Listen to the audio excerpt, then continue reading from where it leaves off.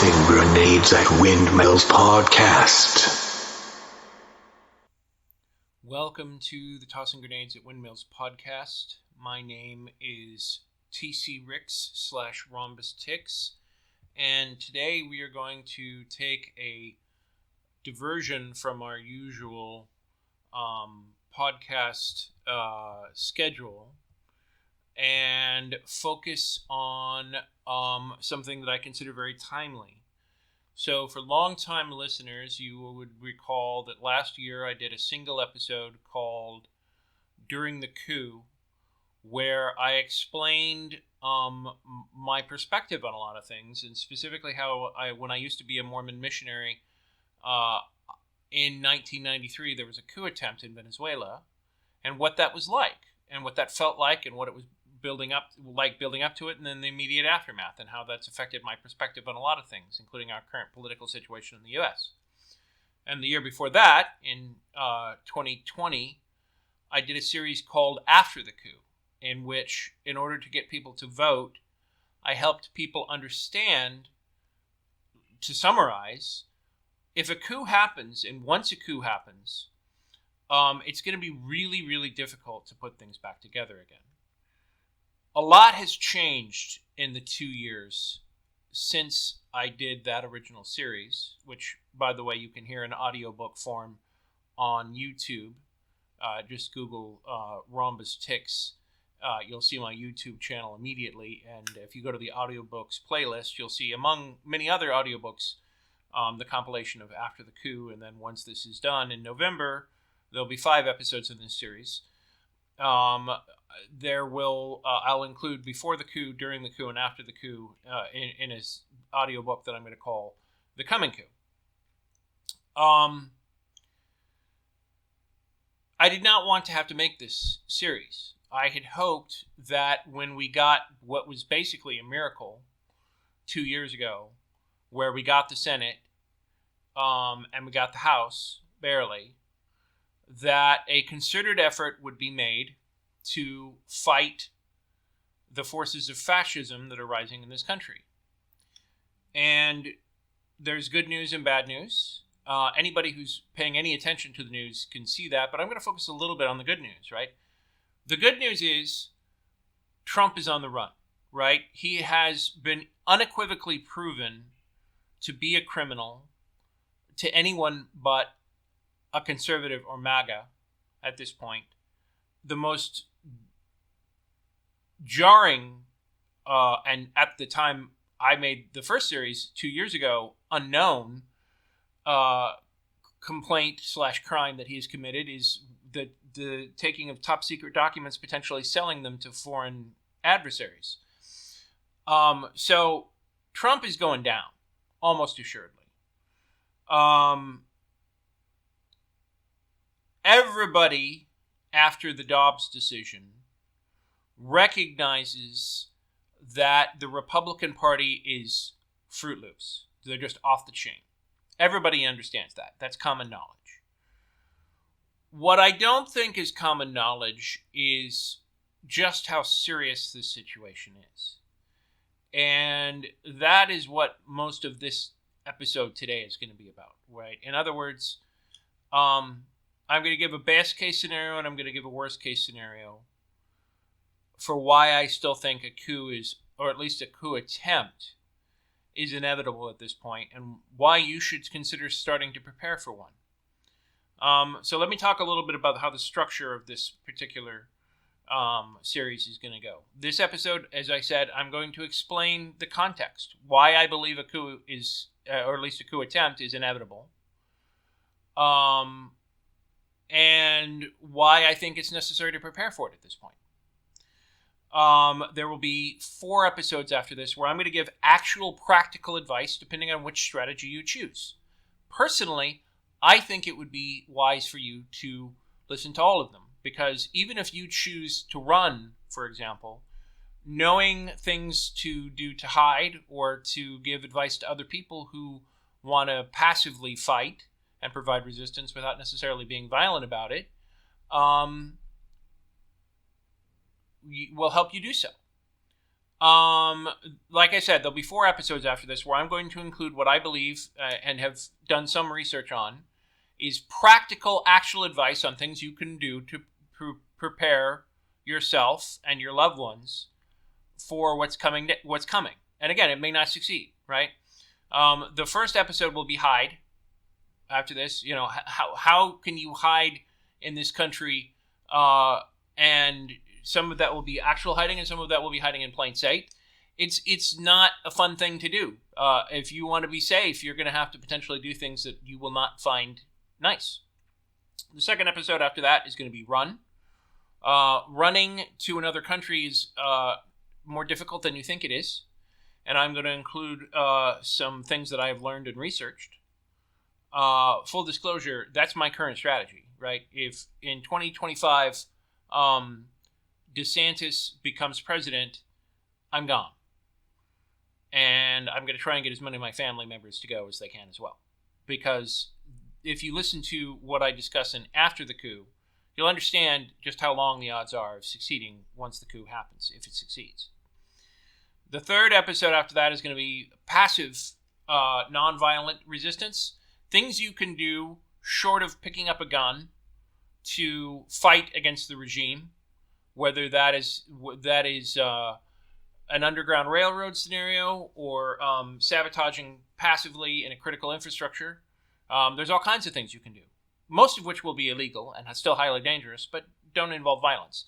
And then the last one I'm going to call Live by the Sword, Die by the Sword, where if you're not a member of the military recruited by someone that is not going to allow DeSantis to take over the country, why it's basically a really poor idea for you to do anything violent except defend yourself, which you still will want to do. And I will include advice on learning how to do that in that episode.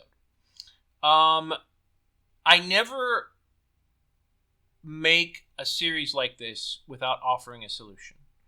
And at this point, my solution is that we need a new constitution. If you don't listen to the rest of the series, that is the summary, which is to say a coup is inevitable at this point. Our current system and our current constitution are irretrievably broken.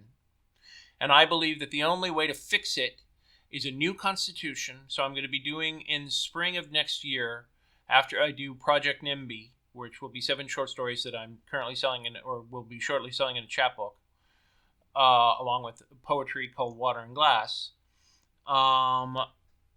It will be a series of humorous anecdotes followed by me talking about why that particular thing is necessary in the new Constitution, or how we can get a new Constitution without an Article 5, and why it is good to want a new Constitution and not be terrified of what the conservatives might do. Fear is the mind killer. I will not fear. That's from a quote from Dune. Anyway, that's the structure of the series. So let's start first and foremost with background on how we got here. So you can pick a lot of different places, but the turning point for me, where I'm going to put this story starting, is Citizens United. For those not familiar, there's a Supreme Court decision called Citizens United, wherein the court basically said, by a very slim majority, that money is speech and that campaign finance regulations were unconstitutional for almost all of them. And what that did is it allowed Republican/fascist dark filth money to pour in vast, huge amounts, especially in state races, where organizations like the Family and ALEC and basically the Koch network, later followed by Peter Thiel and other tech billionaires and filth billionaires, organized slow Republican destructive gerrymandering, which has gotten worse and worse and worse. That to me was the beginning of the end, right there. 2 other factors that contributed to it were Fox News, when it came out in 1994, and no challenge was made to them, because the Constitution says Congress shall make no law abridging freedom of speech, that means that if you say money is speech, then you can't stop anybody from spending any amount of money to say anything they want ever, which automatically makes the rich more powerful and have more speech and gives them their already considerable advantages more advantages. And it also makes lying legal, right? If lying is protected speech, then in the marketplace of ideas, I can sell you spam and call it beef stroganoff. And there's no account for that, except, of course, for the voters potentially holding them to account later. But if you are a fascist and a fascist party, and you get voted into power based on lies, then how are the voters going to hold you accountable?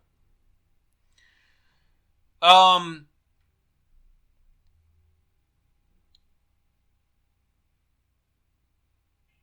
story short, we all know that 3 court seats were stolen. That's more recent history. And the fact of the matter is that this has been a plan for a long time. Again, people far more intelligent than I am have documented this very well. Google the family, Google the history of the Supreme Court and the Federalist Society, on and on and on and on. That's not what this podcast is about, and that's not even what this episode is about. If you are politically informed, and I'm assuming you are if you're listening to this, because there are certainly far more informed sources. You've probably heard of something called Moore v. Harper. And in case you haven't, or just as a refresher if you have, Moore v. Harper is a Supreme Court case that the current court has in their docket that is going to authorize a pernicious little thing called the independent state legislature theory. And what that is if you actually read the wording of the actual Constitution, which very few conservatives and apparently the court very rarely pay attention to, except for their own convenience, basically says that the democratic state process, i.e. elections, are to be determined by the state legislatures. Now, the Constitution, in case you're unaware, does actually say that states have to have democratic systems, right? In other words, you can't say that the state of Louisiana or the state of Florida is suddenly going to become a monarchy and can do whatever the hell it wants under the federal system, right? It does have to be democratic.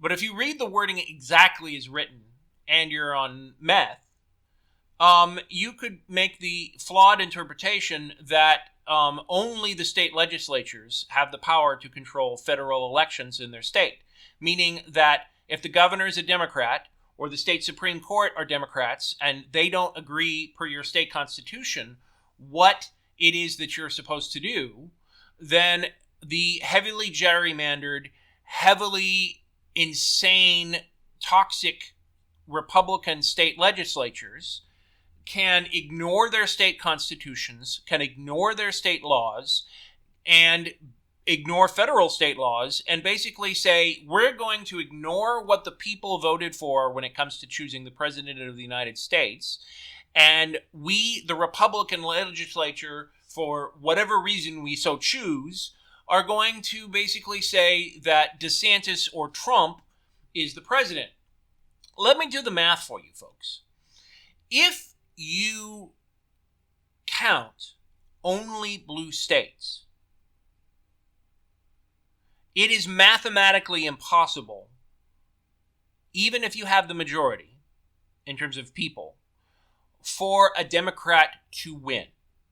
Just like it's impossible if you are only winning core red states, i.e. ignoring swing states, for a Republican to win. But most of the swing states, again due to gerrymandering and Citizens United, have Republican state legislatures, which means if the Roberts Rate Court passes Moore v. Harper, then state legislatures can ignore a federal election and appoint the delegates to the Electoral College by fiat. if you listen to and accept as legitimate what the court is going to do, right?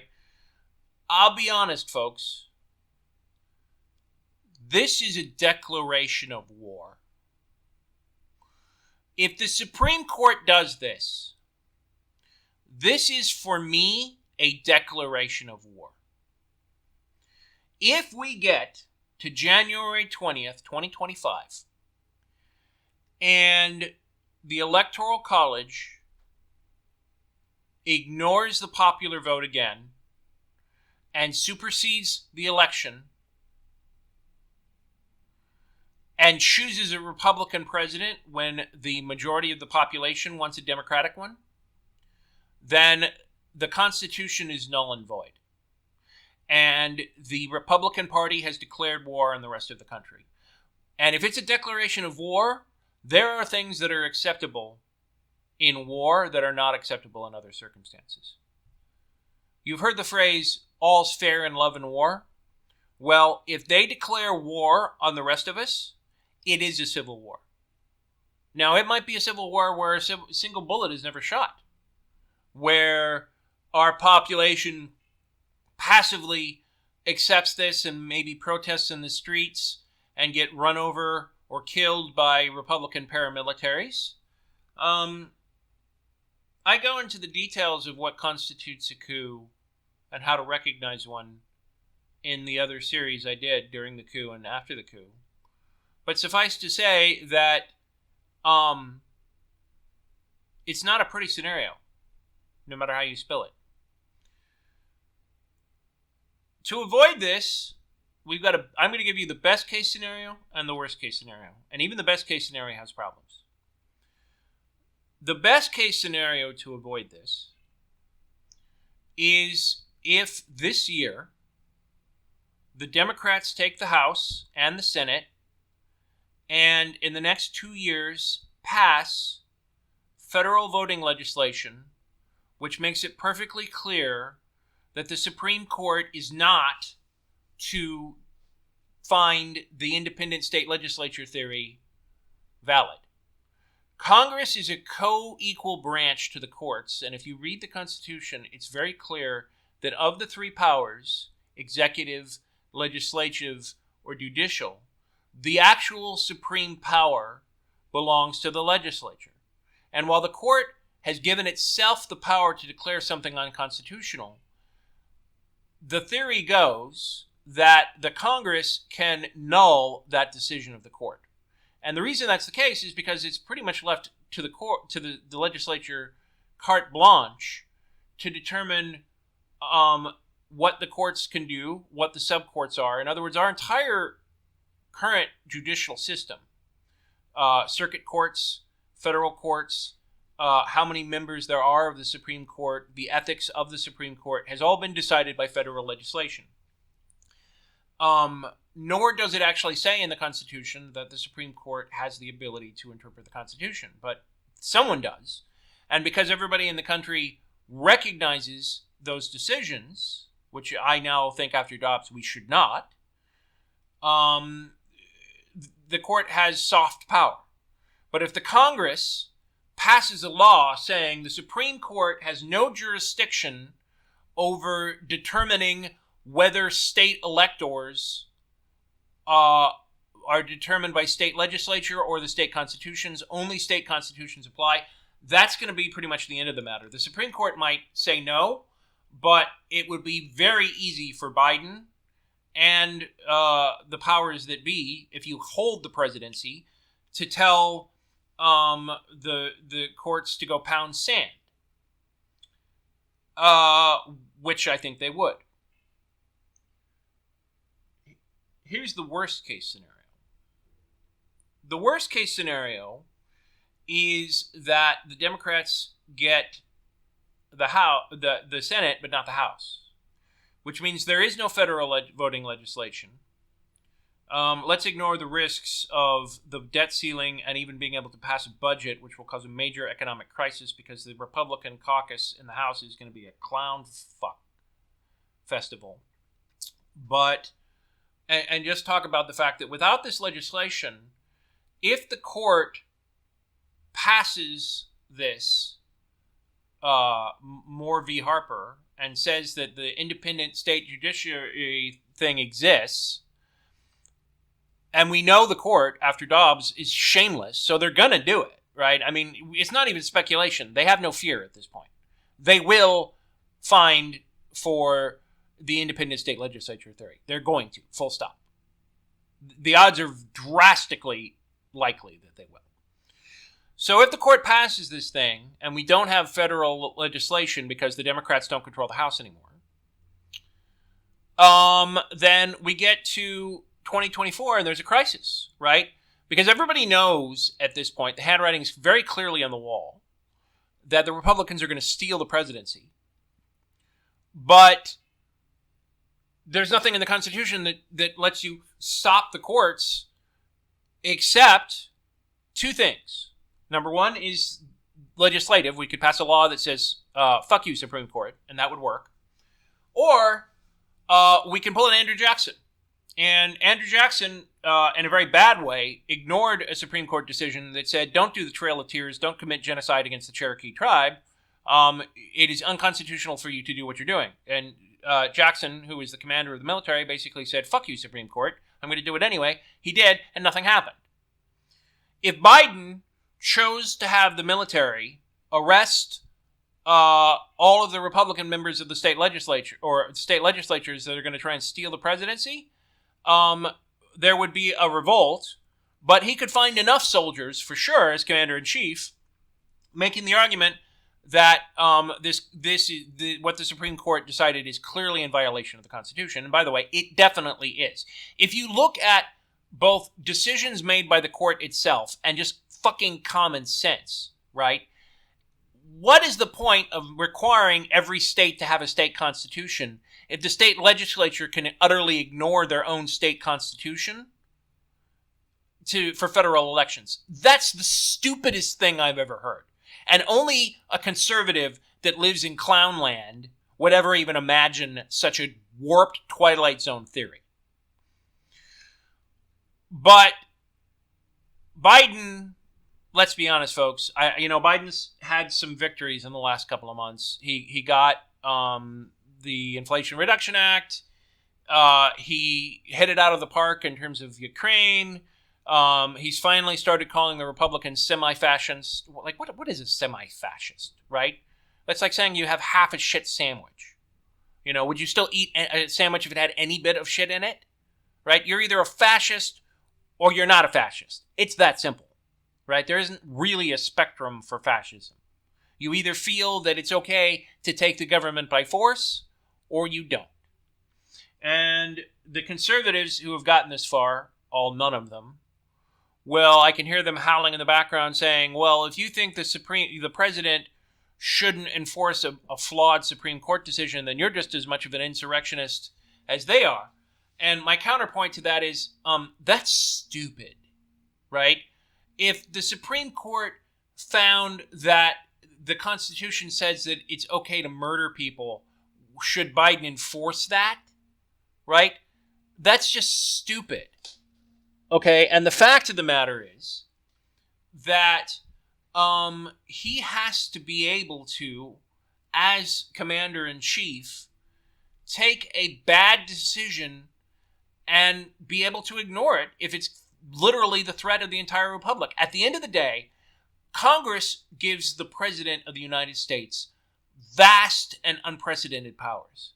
And part of the reason he's supposed to have those powers is because the executive is supposed to be a final safeguard against our own darker natures, right? The whole reason the executive is written the way it is in the current 1789 Constitution is that if something like this happens, like there's aliens invade, there's a major disaster, something that Congress, which is slow, and the courts, which are slow, does not have time to deal with, you need one guy in charge of the Army, in charge of the Department of Homeland Security, in charge of the police, and all these other things to act as a commander.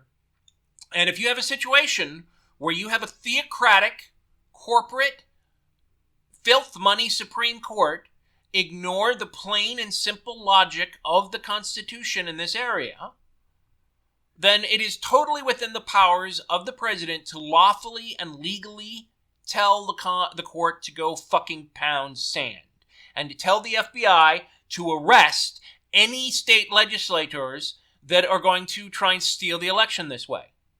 But ignoring the victories that Biden has had in the last 3 or 4 months, if you look at the rest of his presidency, Mr. Biden is not exactly the kind of guy who's going to go off the reservation, right? He's not going to do cowboy diplomacy.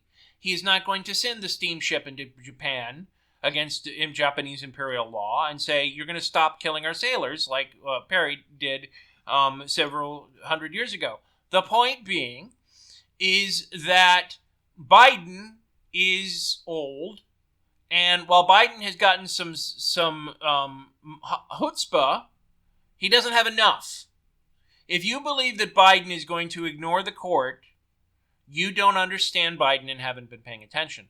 So if Biden can't stop or won't stop an illegal Supreme Court decision, and the Democrats don't control the House and the Senate, then who's going to stop it? The answer is no one. But let's go back to the best case scenario, right? Even if the Democrats take the House and the Senate and pass a law that says the independent state legislature theory is garbage, right? And that lets the Democrats win very likely in 2024, and let's say the Democrats even win in 2028, which is no guarantee. Do you seriously think that the Republican Party is ever going to stop being fascist now that it is fascist, right? Let's look at Italy. Italy, unlike Germany, did not have a truth and reconciliation period. There was no shame in Italy about fascism. They just felt that they were just as much victims as he was, and because let's just say they took care of their Mussolini problem in World War II, the Italians largely, to some justification, felt that they were on the side of the Allies by the time the thing was over. And because there was not truth and reconciliation, because the Italians, unlike the Germans, do not have something in their constitution that basically says no Nazis, no fascism, free speech good, unlimited free speech not going to happen. In Germany, you cannot say you're a Nazi and go on and talk about how awesome Hitler was. They don't have unlimited free speech in Germany. And by the way, Germany is the most prosperous, the most powerful country in Europe. The EU would not be possible without Germany. So telling me that unlimited speech is mandatory ignores Germany. Italy has no such provision, and because Italy ignores its fascist history, because nobody said there can't be any more fascist parties, the remains of Mussolini's party, even though they were on the fringe for a number of years, have been around for decades. And the current leader of the Italian government is basically from a party that traces its roots straight back to fascism. So if you expect me to believe that the Republican Party is going to suddenly go back to the way it used to be in the 80s and 90s and aughts, where it wasn't fascist, and that it didn't think that stealing elections was okay, and it didn't feel like any trick or any power, any dirty trick or method to power and preserving and retaining power was okay, then I've got a bridge I want to sell you. I mean, it's just utterly naive to believe that whoever the Republican candidate is in 2028 or 2032 or 2036 is going to be good, right? Unless you have a constitution that makes Fox News illegal, that makes dark money illegal, that makes lying on social media, if you are a politician or a news organization, illegal. If we don't make organizations like the Proud Boys illegal, then it is inevitable that people will get tired of the Democrats. They will forget January 6th, and they will forget Moore versus Harper, and they will forget Dobbs, and they will say, fuck you, Democrats, I'm going over here with the Republicans because the Republicans are promising me tax cuts and all kinds of fake things that they're never going to actually give me, and will be voted into the presidency. It only takes one Republican president to destroy this country. Only one. And even if we stop them in 2024 and 2028, sooner or later, a Republican president will be elected again. And do you think that they're going to suddenly stop being the party of dirty tricks and the party of voter suppression or the party that hates minorities or the party that hates LGBT? They will not. So learning what to do if there's a coup attempt, learning about the importance of stopping it and why we need to change the rigged rules in the 1789 Constitution is our only shot.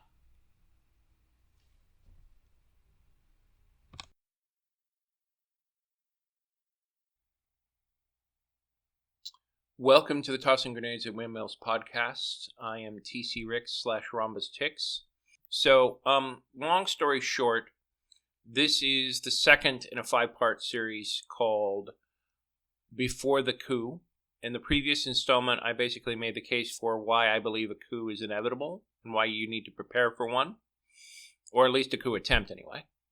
The next 4 sessions, including this one, will deal with specific strategies of dealing with that situation. And I'm going to start with the easiest and the one that will be the most practiced, which is how not to hide, or how to hide.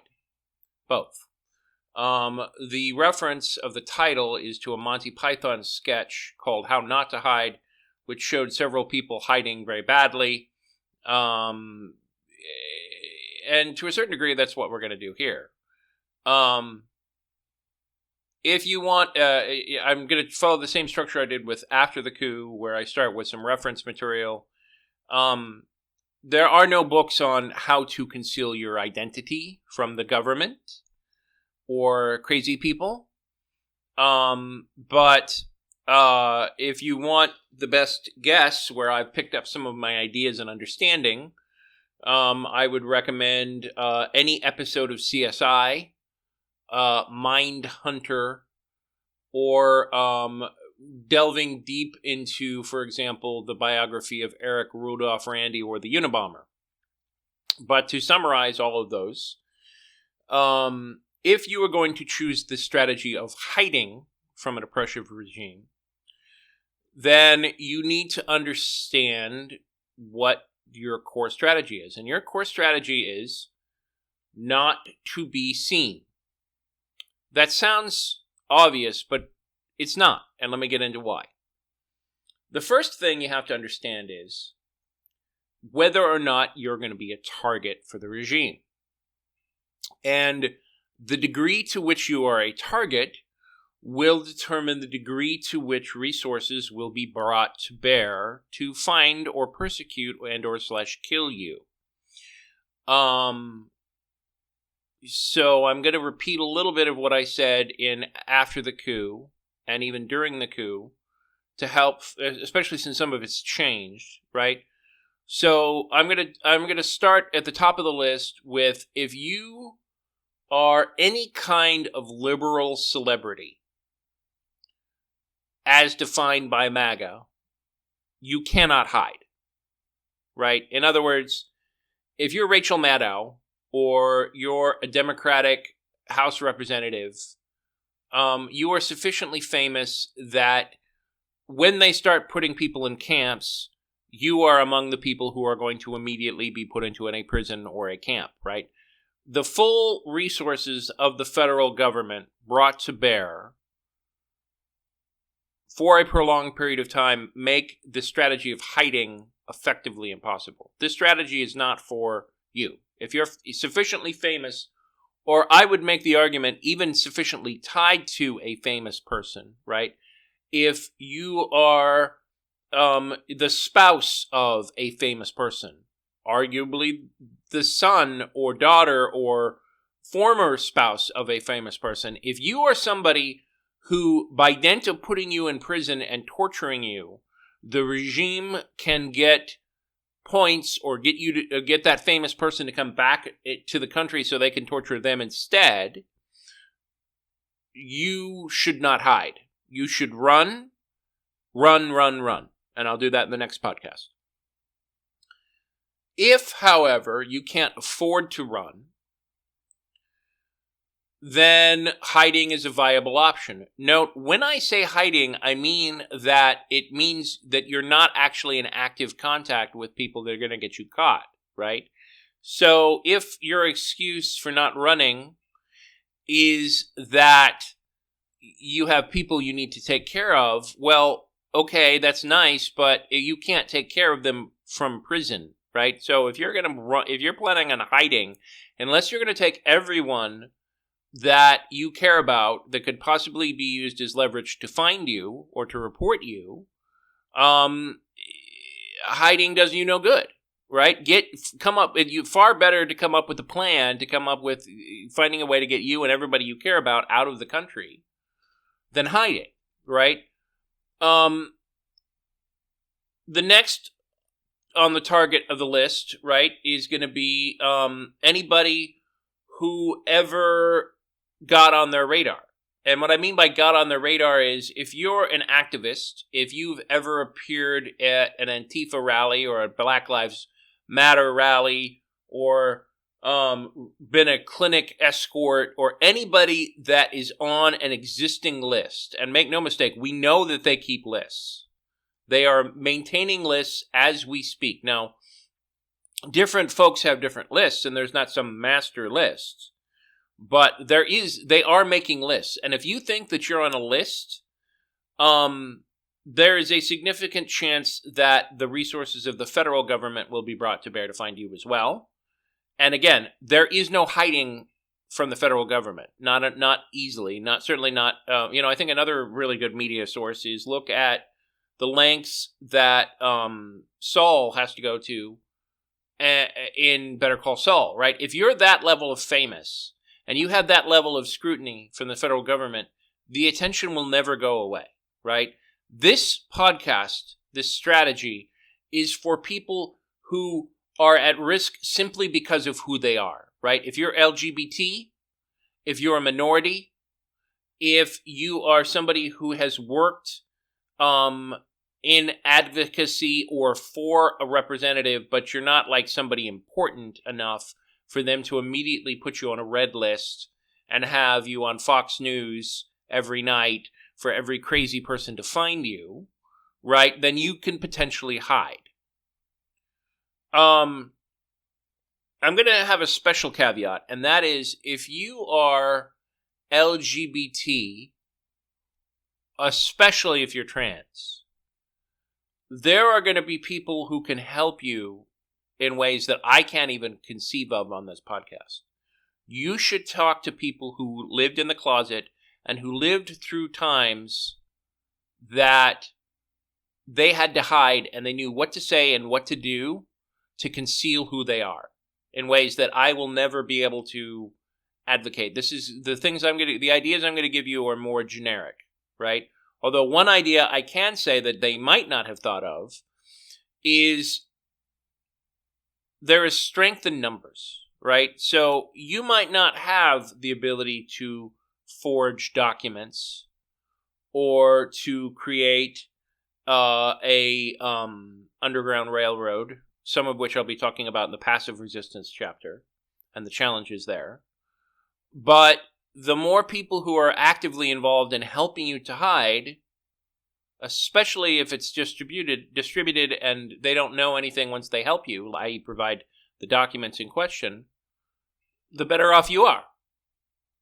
On the other hand, the more people who are involved in helping you, the easier it is for them to screw up and give their little black book of people that they provided free plastic surgery to, for example, and get caught. So I think before I go farther here in terms of practical advice on how to hide, you need to understand what the regime is going to look like, right? In other podcast episodes and other places, you've seen people talk about tyrannical regimes.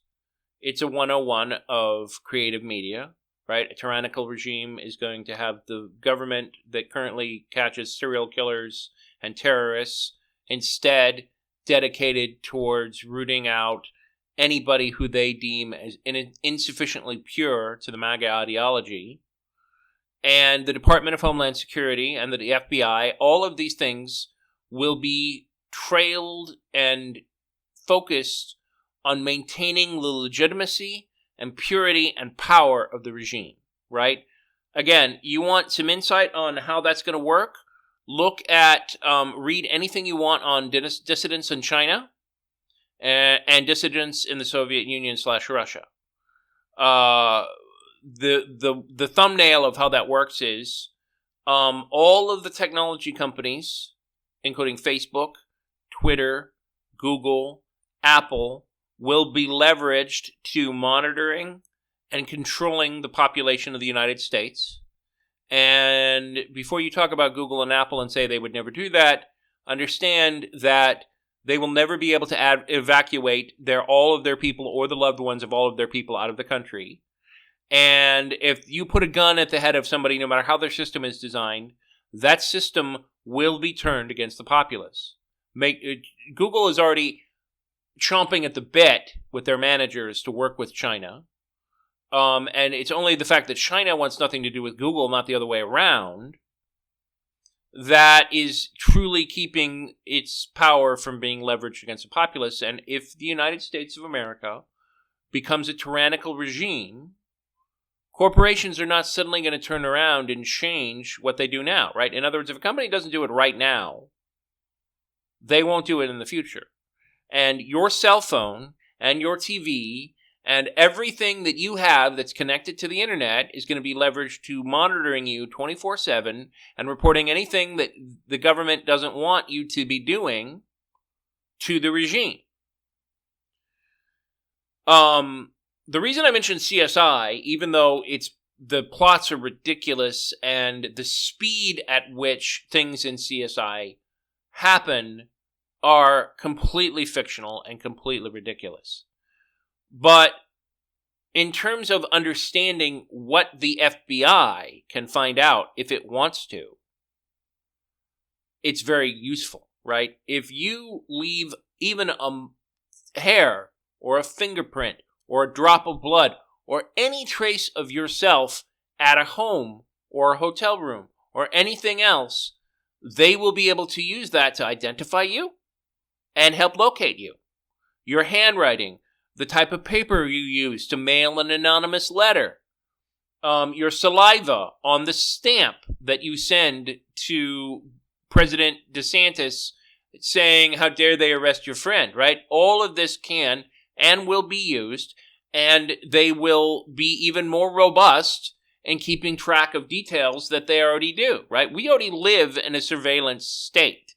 The Department of Homeland Security, even now, is doing unconstitutional, illegal things in the name of keeping people safe and free. And once there's a MAGA regime in place, right, there will be literally no restraint on the power of the state. The only people who will have any degree of protection, are the ultra-rich. And in their case, that's only if they're sufficiently pure. Now, all of these things are what I would call oppression 101, right? China leverages technology. Russia has an intricate and terrifying security apparatus with multiple layers that all spy on themselves. What is going to make the MAGA regime unique is the fanaticism, right? There are cults of personality in China and cults of personality in Russia, but they don't hold a candle to the level of dissociation and 1984 changing of the past from one day to another that MAGA does. And when the regime takes over, there is going to be, aside from a direct and real threat from paramilitaries, and I'll get to that in a second, there's also going to be a situation where people will be expected to be loyal in everything they say and everything they do to the regime. And conspiracy theories will run rampant. Yes, there are conspiracy theories in Russia and China, but they won't hold a candle to the MAGA regime. All of the Republican Party including DeSantis and Trump, although there's degrees and degrees, embrace conspiracy theories, embrace Q, all of them believe that the Democrats are pedophiles, all of them believe that the Democratic leaders are human traffickers, all of them believe that the Democrats are basically literally agents of Satan. And even the ones that don't believe it will keep their mouth shut in the interest of maintaining power and parity with the party. The only Republicans that will not stay silent and cooperate in every way, shape, or form with this conspiracy of the week or conspiracy of the minute is going to be the ones that are already speaking out and are already the primary targets of the MAGA regime. I'm talking about the Liz Cheneys of the world. You know, if they're out actively against Trump and people that they call a rhino right now, which, by the way, will definitely also be one of the first targets of the regime, then they will not in any way, shape, or form speak up, right? You look at the Herschel Walker situation where the woman literally has the receipts of the abortion that he paid for, and the Republicans say, so what? They don't care. It's all about controlling and maintaining power. That is the only value the Republican Party has at this point. And when you look at how that's going to manifest in how they act and how they control things, it means that there will be, in my opinion, outsourcing of purity, and that there will be decentralized methods of finding people and reporting them to the authorities for real or imagined crimes, and that the authorities will gleefully respond in many cases, right? What I mean by that is that non-governmental organizations already exist tracking liberals, tracking minorities, and creating lists. Again, I'm not making this up. They're already doing this right now. And they will do it even more during a regime. So you're going to have, just like the Stasi in East Germany, your neighbors, your family members, your friends will have both a societal pressure to report you, but in certain cases, monetary rewards for reporting people that have the wrong books or have the wrong art. Now, the Republicans will go out of their way to make you think that the Democrats will want to do the same thing. But we have to remember that basically almost at this point, everything that the Republicans project and say that the Democrats do is something that they want to do themselves, right? If the Republicans accuse other people of being pedophiles, you should believe that person might be a pedophile. If the Republicans accuse the Democrats of being human traffickers or rapists, you should look at that Republican for either being somebody that thinks rape is a good idea or is actually a rapist themselves. Because that is what they do. They project. They project, just like the Nazis did. So, in a world where you could be a target at random for any particular conspiracy, no, seriously, I want you to understand this, because this is why I'm doing this podcast episode, right? This isn't just about hiding, right? This isn't just about legally changing your name. If you are stuck in the hell house that is going to be the United States of America under a MAGA regime, you need to understand that no one is safe. I'm talking about reign of terror and the French Revolution level of chaos. The who is guilty, who is loyal, and who is acceptable can change overnight. If some crazy conspiracist says that people who have heterochromatic eyes, one color eye on the left and one color eye on the right, are demons, then that could at any point be picked up by the media apparatus, and suddenly every heterochromatic person could be an enemy of the state. If you rent the wrong kind of book, if you order the wrong kind of movie, right? They could go after you for something that you did 10 years ago, right? Think about the anti-communist activity of the House Un-American Activities Committee and the witch hunts that went on during the 50s. You have to understand that the John Birch Society and the Family Research Council have been on an apology tour for the House Un-American Activities Committee and the anti-communist witch hunts of the 1950s for decades. They think witch hunts are a good idea. They think A Handmaid's Tale is a good idea.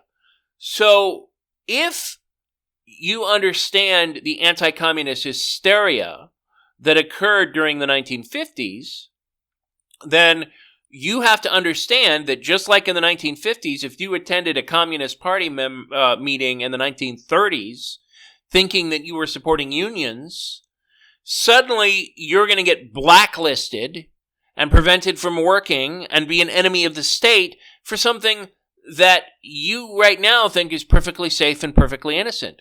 So basically, bottom line, you have to understand that you could be a target at any time for anything. There is no rule of law.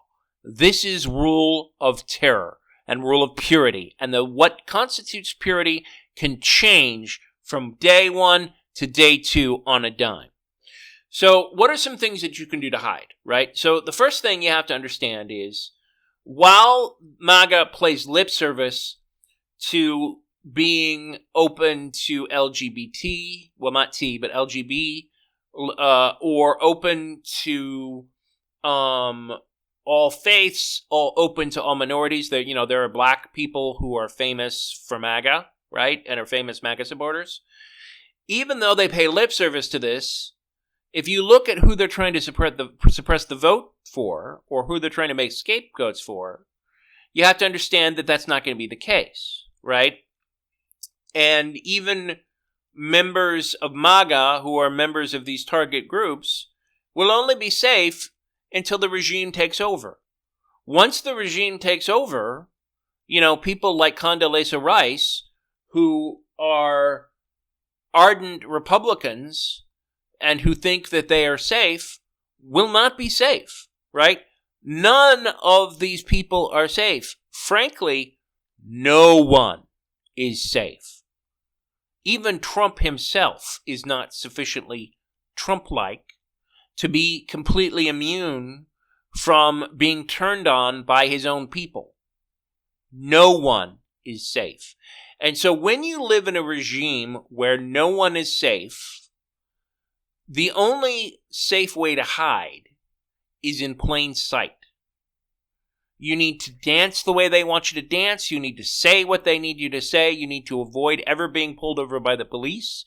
You need to avoid ever renting a movie or buying anything that is going to make you a target. That is the only way to hide. And you have to understand that you will not have privacy in your own home.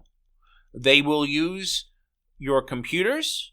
They will use your televisions and your phones to passively listen to you.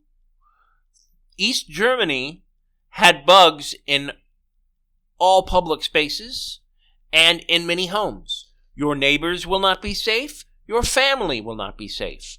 You will not be safe. The only way to successfully hide is to basically live the life of a faithful regime member at all times 24/7. The other thing you have to bear in mind is that they are going to be actively looking for people to persecute, prosecute, and lock up. There's reasons for that. But basically, they have created an infrastructure that makes outrage and victimhood part of who they are. So even after they've locked up and or / killed every trans person or every Democrat politician, they're going to go after somebody else. There will always be another. Whether it's somebody from foreign countries, whether it's somebody from the Libertarian Party or the Green Party, there will always be a target for the MAGA regime.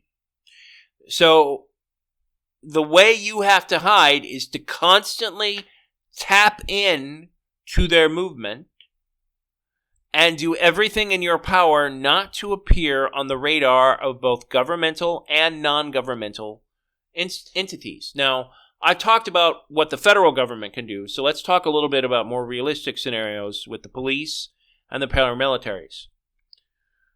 While the federal government has vast and essentially unlimited resources, police departments do not, nor will the paramilitary organizations. So just because you can't trust anyone who you haven't already had a deep and lasting commitment with, and even then, you might not be able to trust them. You can have a viable option if you are basically someone who can fit in an acceptable category and try and ride this out, right? So in other words, if you change your name, if you can change your appearance, what you wear, what you drive, what you say, you might be able to write it out depending on the length of time the reign of terror goes on, right? This could last a year. This could last 10 years. This could last a century. Once a coup takes place and this regime gets in power, there is no set limit for how long you're going to have to hide through it. More importantly, experience teaches us that once the regime takes place, your movements will be restricted, right? So if you're going to run, do it before you can't. If you must hide, you need to hide well and never break character unless you absolutely have no choice.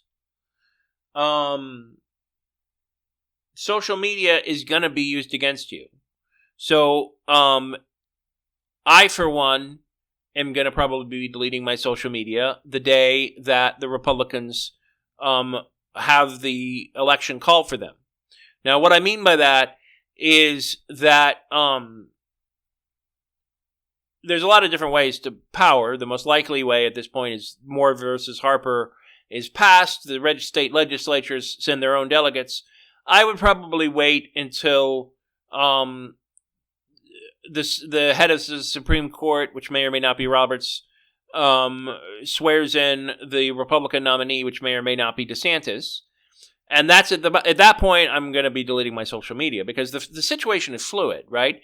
This could happen in 2024. It could happen in 2025. It could happen in 2029. We don't know when the coup attempt is going to happen.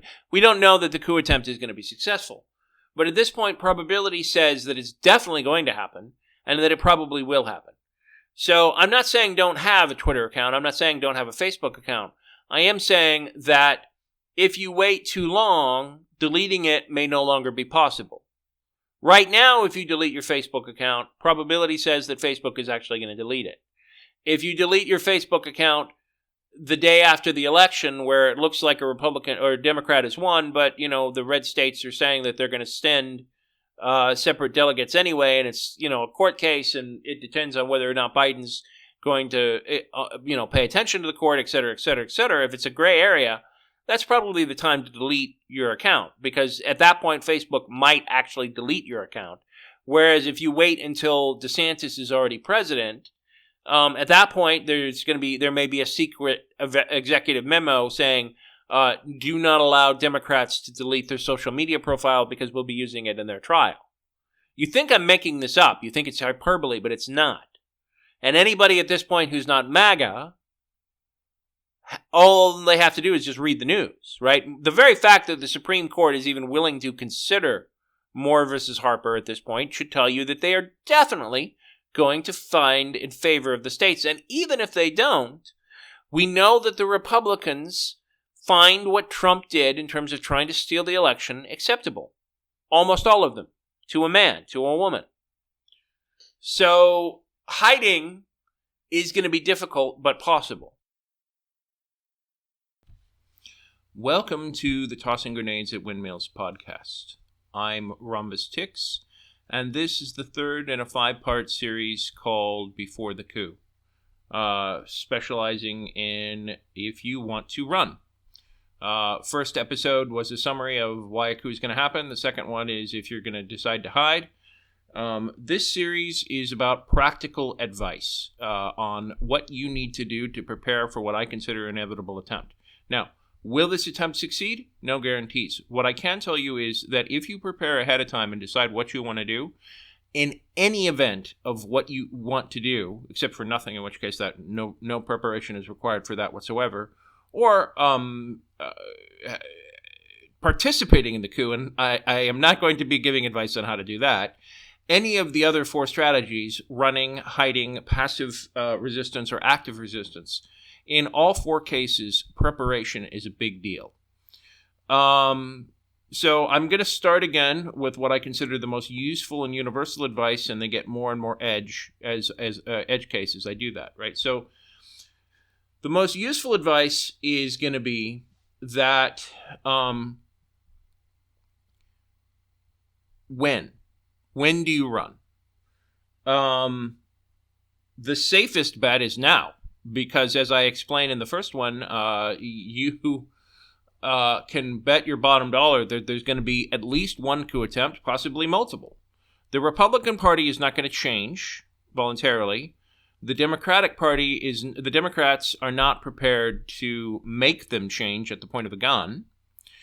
And therefore, what happened on January 6th in 2020 is going to continue again and again, right? So your safest bet is literally pack up your stuff, head out the door, and go to somewhere in Europe, right? And we'll get to that in just a second. But, you want to be 100% safe, leave now, right? If you're not leaving right now, then you need to hedge your bets, right? So what kind of strategy do you have for when you go?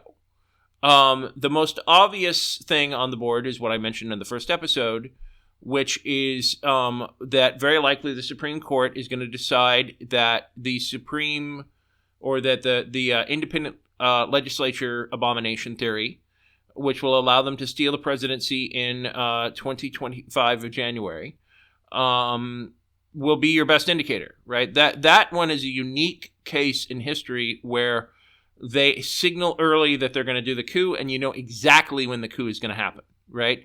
Now, the false president that they install in the new regime may not have tanks on the streets on day one, but you will start to see an inevitable slide. And frankly, and if any Republican ever wins, ever again, you are going to see that. Doesn't matter if it's a Cheney Republican and like Liz Cheney, or a moderate Republican who's going to be pressured by the right, or far more likely a MAGA Republican, which is now 95% of the party and basically the only way you're going to win. So basically, if any Republican ever becomes president again, you can kiss your liberty goodbye.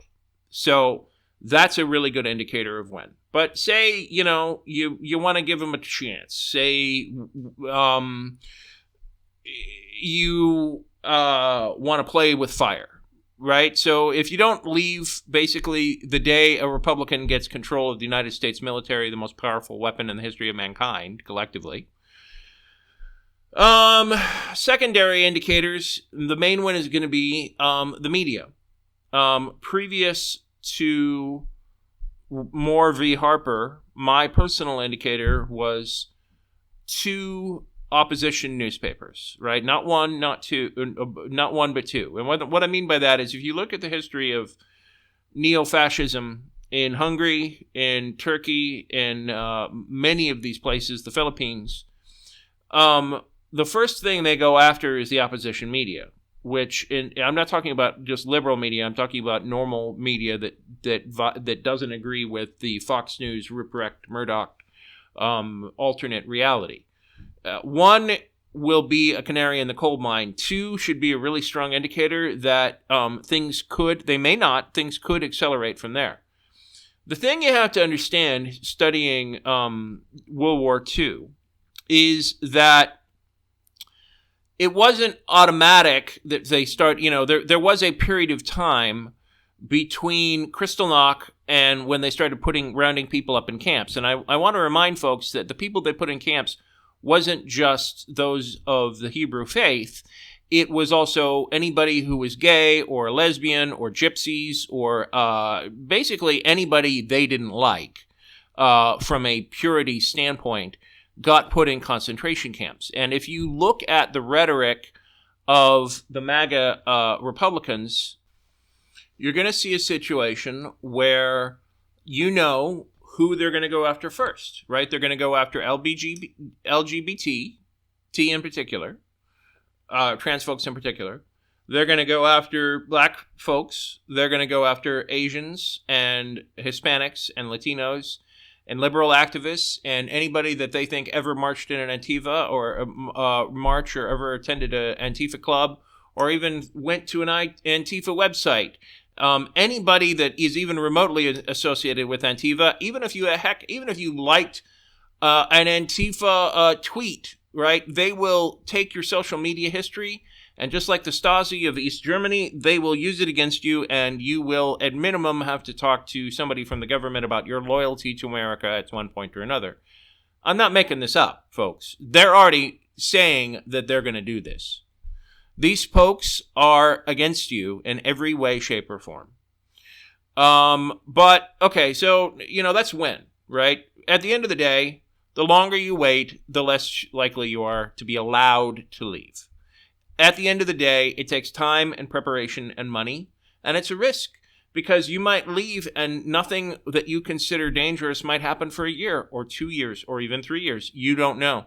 What you do know is that the longer you stay, the more likely it is that at the last minute, just when you weren't expecting it, suddenly they are checking the airports and they are checking the train stations and they are checking the border. Make no mistake, folks, just because it will happen slowly doesn't mean that it won't happen. And if a Republican ever wins office again, your freedom of movement, if you are not a loyal MAGA Republican, is very likely to be restricted.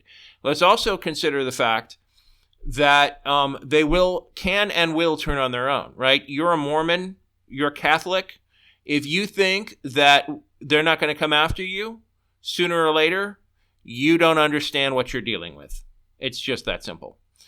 Anyway, all right, so let's talk about some of the practical realities of running that you might not have thought of. The first one is money, right? It takes money to move. Let's say you have literally nothing. You're a college student with, your entire life fits in a backpack. Well, good for you. On the other hand, it makes moving simple. On the other hand, if you don't have an apartment now, you probably understand how difficult it is to get an apartment, right? You might not even have a credit rating, right? All of these things are required. And guess what? They're required in another country just as much. It is true that sometimes the difference between the dollar and other countries makes it easier, like going to South America. On the other hand, if the Republicans are in charge, they're going to be tanking the economy, and the dollar will shrink relative to other economies, so your purchasing power may not be as powerful. What does this mean? It means that if you have the chance, first of all, it's always wise policy to set aside some money in case of an emergency no matter what, right? And it's always a good idea. Heck, FEMA and other people recommend you have a go bag, right? Just a quick backpack that if you need to get out of the house, if there's a tornado or a hurricane or whatever, by all means have your go bag, have your 24-hour emergency kit, and maybe even if a medium level of preparation. So you have a day's worth of time to prepare, knowing what you can fit in the car, what you can pack, and maybe doing a dry run. Those are good things, but I'm talking about long term, right? Where you know that you're going to go and not come back until the United States of America is safe again, which is going to be a while because the Democrats might be fighting for our freedom, but they're not really fighting to win the game. The Republicans are doing winner take all. If a Republican ever wins the presidency again, they are going to suspend the Constitution or radically reinterpret it to the point that anything a Democrat considers what is written in the Constitution and the way they interpret it will be meaningless, and they will never be allowed power again. Make no mistake, they will and can lock you out of power. And they can do it with the current Constitution, right? Let's all remember that the Alien and Sedition Acts were passed in the early days of the Republic. And it's true that when there was an election afterwards, the Democrats won handily against the Federalist Party. But that's implying that there were free and fair elections. And if the Republicans are willing to all rally around Trump and say that he won the election and that the election of 2020 was fake. And to get any power in the Republican Party, you have to be willing to say that it was fake and join with the conspiracy theorists and the appeasers and the fifth column Americans that want to undo our republic and undo our democratic elections. Then why would they stop doing that, right? Why would they ever allow anybody who isn't a Republican, and maybe not even Republicans, to vote again? Why would they do that, right? So once they steal an election, they're just going to keep stealing an election. And you look at Hungary, you look at Turkey, you look at Venezuela, and these countries all put their thumb on the scales of the election. Iran has done the same thing. They had legitimate elections for a while until they realized that reform might happen. And they started rigging every single election after that, right? They decide who's going to get to run, and they decide who's going to count the votes. The Republicans are obsessed with getting election denier conspiracy theories in the Secretary of State. So, money. It's going to take a lot of it. And I would recommend saving now as much as you possibly can. The thing you have to ask yourself is, and plan this ahead of time, because right now the most probable case for a coup attempt is going to be January 2025. So you should figure out wherever you're going to go. You're going to need at least probably 3 to 4 months of ability to live on your savings. That can include credit cards. Not recommended if you can save more than that. You're going to have the need to eat and have a roof over your head. You're going to need to be able to look for a job. So it really depends on basically looking long enough to get a job. That is a lot of money. All right. So finding a job in another country is not as easy as you think it is, because the problem is that as an American, you will find that with your blue passport, many countries envy the freedom and ease with which that blue passport can get you into other countries. What they don't tell you is that little stamp you get when you go into a country is almost always a tourist visa, because everybody in the world wants American tourists. Oh, well, almost everybody in the world. But a tourist visa is not going to get you a job, right? I want you to think about what would happen if somebody from Europe, even a friendly country, came over here on a tourist visa and tried to get a job in America, right? If you've ever gotten a job, you know the hoops you have to leap through to provide identification, right? You have to have your green card or your social security card. You have to have your driver's license. You have to have ID to prove that you're going to work there, right? And the reason for that is employment, taking part in the economy and making sure you're going to pay taxes is one of the ways governments control immigration. So getting to another country is easy. Setting up residency there is very difficult, even if you're an American. Right now, if you were to just go to Canada across the border, they're not going to stop you. They're probably not going to stop you. They're not going to give you a big deal. They might ask you a few questions. There's a possibility they'll pull you aside. But generally speaking, if you go to Mexico or Canada, you just go right through the border, you show your passport, you're done. Heck, sometimes you don't even need a passport. I don't know what the current status is, but there have been instances where you could cross the border in the past with just a driver's license. That is not going to get you a house. That is not going to get you a job. Now, if you can work remotely from the United States of America, right? Let's say you work remotely and you don't mind working from 1 a.m. to, 8 p.m. or whatever crazy time things, and you work remotely, then that might work for you, right? If you never have to register with the local government.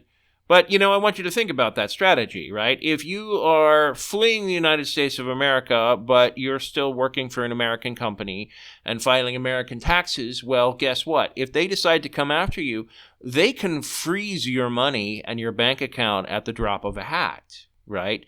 They can tell your company to fire you, and your company almost assuredly will. Just because you are able to work remotely doesn't mean that your job is safe, especially if the government says, we want you to call this person into the office. It's National Go Into the Office Day. And so the government passes something that gives a tax break to companies that says, if you don't go into the office for at least today, you're going to not get the tax break. And so that would be a really easy way for them to round you up without even having to look for you.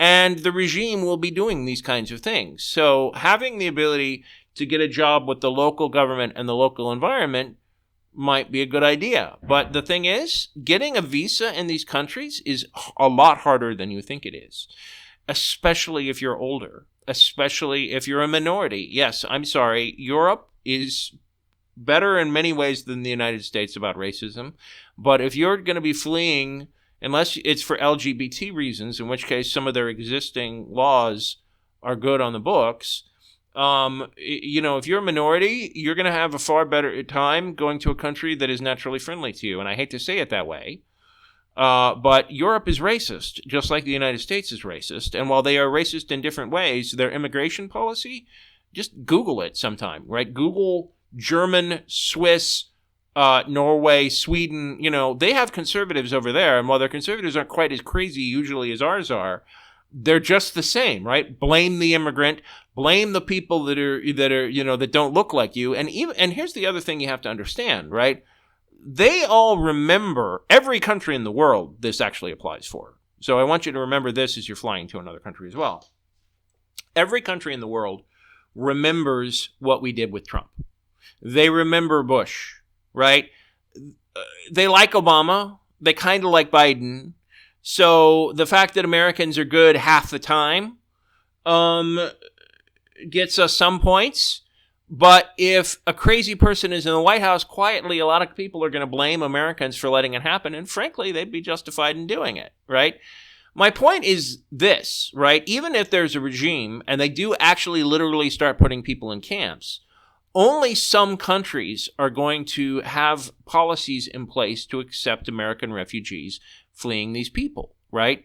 If you're famous, they'll definitely grant you asylum, right? If you're a former congressman, former Speaker of the House, former celebrity, you're going to get in, right? You don't even have to worry about it. If you're worried about being put in a camp by Donald Trump or DeSantis or whoever randomly is in charge of the coup, and you fly to England or you fly to France and you ask for asylum, fine, you're in like Flint. If you actually can have some tie to a famous person, like, I was the press secretary for the senator of Minnesota, 10 years ago, you might even still be able to rely on that for asylum. They're going to give asylum to people that are at the tip of the spear, like trans folks will probably, once they actually start actively oppressing people even more than they are now, you'll probably be able to get asylum.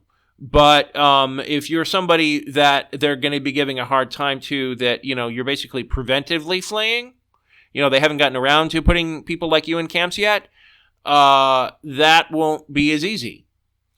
And there are certain types of jobs that are very easy to get in, right? If you're a developer, if you have a lot of money and you can be an entrepreneur and you have a minimum, most countries, especially European countries, have visa types that say if you bring, $100,000 and can start a business, then, you're fine to be here as long as that business is working, right? They definitely want people to come in and start businesses. If you're rich, you're fine. But the truth is that most of us are not rich. Most of us don't even have $100,000 sitting around. And even if we did, not all of us would necessarily be able to start businesses. Now, I have learned how to do that and have at one point had a very small business, but that isn't going to help most of the folks that are listening to this for practical advice, right? So what I'm saying is, if you have the time, pick where you want to go, learn their immigration policies, and do what you can to get a degree or to have a side job in a field that they're looking for. Almost every country has an immigration policy that basically favors certain kinds of workers because they want those people to come in, right? I'm going to flat out tell you folks that if you are 50 or older, unless you're rich or you automatically are going to be in one of those categories where they're automatically going to let you in, they're going to be really harsh about letting you in because they don't want people taking part in their Social Security and their generous benefits packages when you haven't paid into them, right? They want you to use American Social Security. Never mind the fact that your American Social Security might be cut off by the federal government. Speaking of which, here's a little reality that most Americans are not aware of. They will tax you federal income tax no matter where you live. right? If you're thinking about fleeing to another country, you should write your congressman to ask for the repeal of IRS regulations that say that basically if you earn more than about $150,000 a year, you could potentially end up having to pay tax in the country you're in and the country that the United States. Now, for most of us, that won't matter, but if you're a dual income household coming from someplace like New York and you're fleeing to Europe, you're going to be paying double your tax. The United States of America is one of only like 3 or 4 countries in the world that will tax you no matter where you live. And here's the thing you really have to keep in mind, right? The United States of America has treaties and regulations where the IRS can basically freeze your bank account in any country in the world, almost any country in the world, because it's all about catching terrorists and catching tax cheats. But the fact is that an oppressive government can easily turn that around on you, right? So what I'm saying is, if you think that there's even a chance that you're going to have to flee to another country, start researching and getting involved with the expatriate societies and listen to their causes and help them out, because they are loyal Americans, but we put our expatriate community through more hoops and more bullshit that there are people who renounce their citizenship just because of the bureaucratic nightmare that we impose on them tax-wise. So understand that if you flee the country, even if everybody understands that America has become the next Hungary or the next Philippines or the next Turkey, right? Nobody's going to be in a hurry to tear up the treaty that lets the IRS tax you or freeze your accounts. And by the way, I want you to think about this, because most people aren't aware of this. If you renounce your U.S. citizenship, that's not an automatic that you're going to have to get out of paying taxes to the United States government. Currently, if you renounce your citizenship, you owe 10 years in back taxes. That is right. You heard that. Even if you're Joe Schmo, earn $50,000 a year, and you're trying to move to Europe, if you renounce your United States citizenship, they expect you to pay back an average of your next 10 years of wages, which means you would owe, if you earned $50,000 a year, the IRS would expect you to have to pay Uncle Sam $500,000 to renounce your United States citizenship. Now, they might not be able to collect it, except, it's the IRS. So, again, they have treaties with every country in the world, including Switzerland. Those anonymous Swiss bank accounts that you used to read about, they're not so anonymous anymore, because the IRS has justifiably been working to fight drug money and working to fight terrorism. And between both of those things, they have basically adopted a global hegemony over the financial market, which, sounds great when you're fighting terrorists, or when you're trying to stop Russia, or when you're trying to stop China or North Korea. But all of those tools can easily be turned against the expatriate that's trying to flee. So you got problems in River City, my friend. Now, let's talk a little bit more about specific complications for specific places, right? Some places will let you be there almost indefinitely on a tourist visa. You can go to probably certain places in Africa, certain places in South America, and certain places in Central America, and certain places in Southeast Asia where they're not going to give a crap, right? You can pay, you will be able to go on a tourist visa and nobody's going to care. But some of those countries in every one of those regions do. And you would do well to know which countries are more friendly to that kind of thing than the ones that aren't. Europe is not very open, with certain exceptions. There are occasional programs where, Scotland, you've probably seen internet memes of things like, the village in Scotland that wants people to come in and populate it, or to buy this castle for $10 and, refurbish it and stuff like that. There are random things that you can do, random opportunities that will pop up, but you need to research these things. I certainly would not depend on luck if I'm trying to move my family to another country. Europe is going to be the safest place for democracy in the foreseeable future. But, not every country in Europe is the same. And bottom line, knowing people there who can advocate for you is not a bad thing. So if you already have friends in Europe, I would potentially consider getting to know them better. Yeah. The last thing I recommend as a bit of practical advice is if you can get the frequent flyer, I'm sorry, not the frequent flyer, the Homeland Security Quick Pass and the Customs Quick Pass, I would recommend getting those.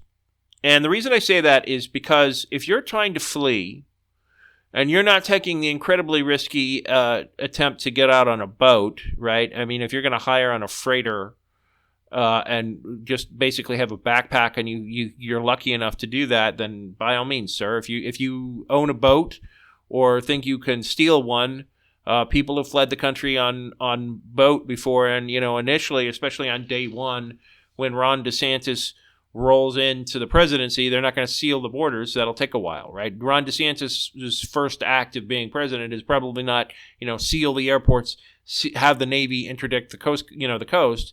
They're just not going to do that, right? But, so you probably will be able to get out on the airport just fine.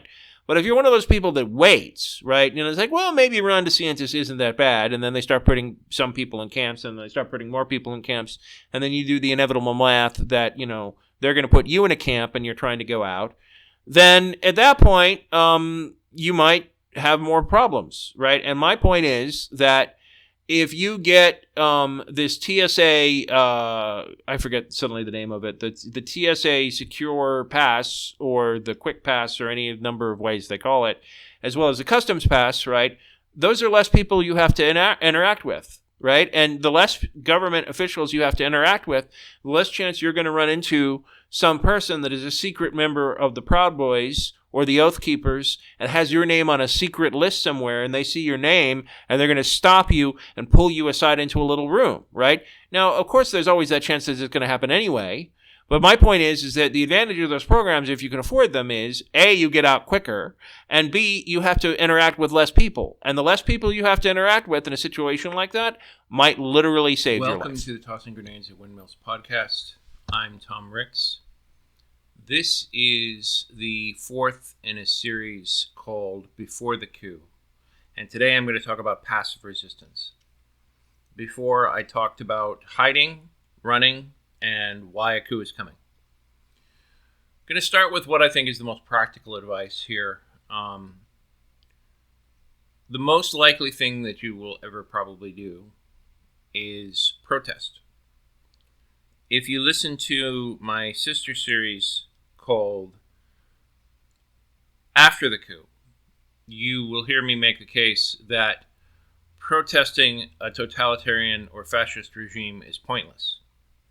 And I'm going to put a ... there, right? The answer is sometimes protesting is useful in a totalitarian regime. A, if it looks like one is about to happen before it's solidified power. B, if it looks like it's approaching the edge. Like what's going on in Iran right now is both very courageous and actually making a difference. And C, if you're going to do guerrilla protesting, to protest for a bit and then move on. Myanmar in particular has shown this to be very effective. In Myanmar, they will shoot you if you protest, but you still see occasional shots for basically flash mob protesters who take a picture of the protest, distribute it on Twitter, and then move on. But make no mistake, if you protest on your own, with your face exposed and a sign up above your head during a totalitarian regime, you are risking getting arrested or shot. Of course, the coup will be slow-moving, probably. DeSantis, if he takes power in January of 2025, because I honestly, genuinely don't believe it is Trump, but if it is Trump, it will be much faster. If it's going to be DeSantis, it'll be much worse. Long story short, here are some basic pieces of advice that are useful for protesting in general, and then I'll get into the specifics of things you might want to do in addition if you're in a totalitarian regime. Right off the bat, wear comfortable clothing. You're going to be walking around. You're going to be outside. You don't know how long. If you are arrested, you might be in that clothing for an even longer period of time. So you want to wear something that is comfortable. If you're going to be outside, make sure it is warm. If it's going to be hot, make sure that you wear something that's cold. Better yet, bring a backpack with a jacket that lets you switch. Very comfortable shoes. Consider getting some of those Dr. Scholl's foot relaxers. I use them at cons sometimes. They're very helpful. Bear in mind that I have never protested, full disclosure. And there are reasons for that, mainly because I know that if you protest, that is going to get you the odds of you being in an FBI or police database drastically increased. Now, at this point, I'm 100% sure because of letters I've written to politicians that I still am. But nevertheless, they put you in a separate category. And be aware of that. Other pieces of advice that are useful in terms of protesting, based on the research I've done, is if you could afford it, get a gas mask. If you feel that you can, get a burner phone. If you can't get a burner phone, consider simply leaving your phone behind. At a minimum, make sure your phone is in airport mode.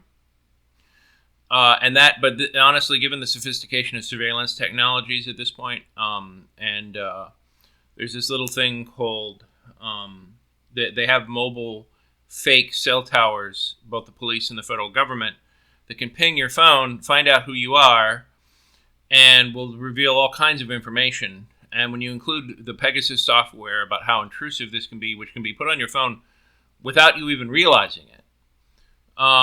Basically, if you bring your phone, they're going to know a ton about you and the fact that you're there. The only way to be 100% safe is to not have your phone there at all. The next best thing is to bring a phone that's a burner phone. I would personally recommend a flip phone. They're much cheaper. They're much more primitive technology. There's less stuff it can do, but therefore that also means there's less stuff that it can reveal. But even that isn't 100% safe. One potentially low-tech solution is to turn your phone off and then wrap a whole bunch of tinfoil around it. That's not going to stop it entirely, but tinfoil does actually work to keep out electronic emissions. I do know that I would not personally trust airport mode by itself. I mean, sure, it's a great way of solving power, but given the number of manufacturers and carriers that are more than willing to cooperate with law enforcement and therefore cooperate with the future regime, they could put something on your phone that even if it's in airport mode, if it receives a signal of a certain kind, it can still respond. Now, the manufacturers, of course, would all say that this is impossible, blah, blah, blah, blah, blah, but I don't trust them, especially the technology companies. If you want to know why I don't trust the technology companies, see my podcast series, The Sins of Silicon Valley. If somebody throws a tear gas grenade at you, go low and try and get out as quickly as possible. Hold your breath, but understand you're not going to be able to hold it too long. It's mainly going to be very painful. Do not, unless you have the equivalent of an oven mitt, pick up one of the tear gas grenades because it's going to be really, really freaking hot. If you're going to go hardcore, I believe ballistic riot armor is available, but that's going to be hot, it's going to be heavy, and it's going to make you a target. These days, if you can afford it, bulletproof clothing or a bulletproof riot shield, again, that the latter will make you a target, is not necessarily a bad idea. This is always a good idea, no matter where you are, no matter what you're doing.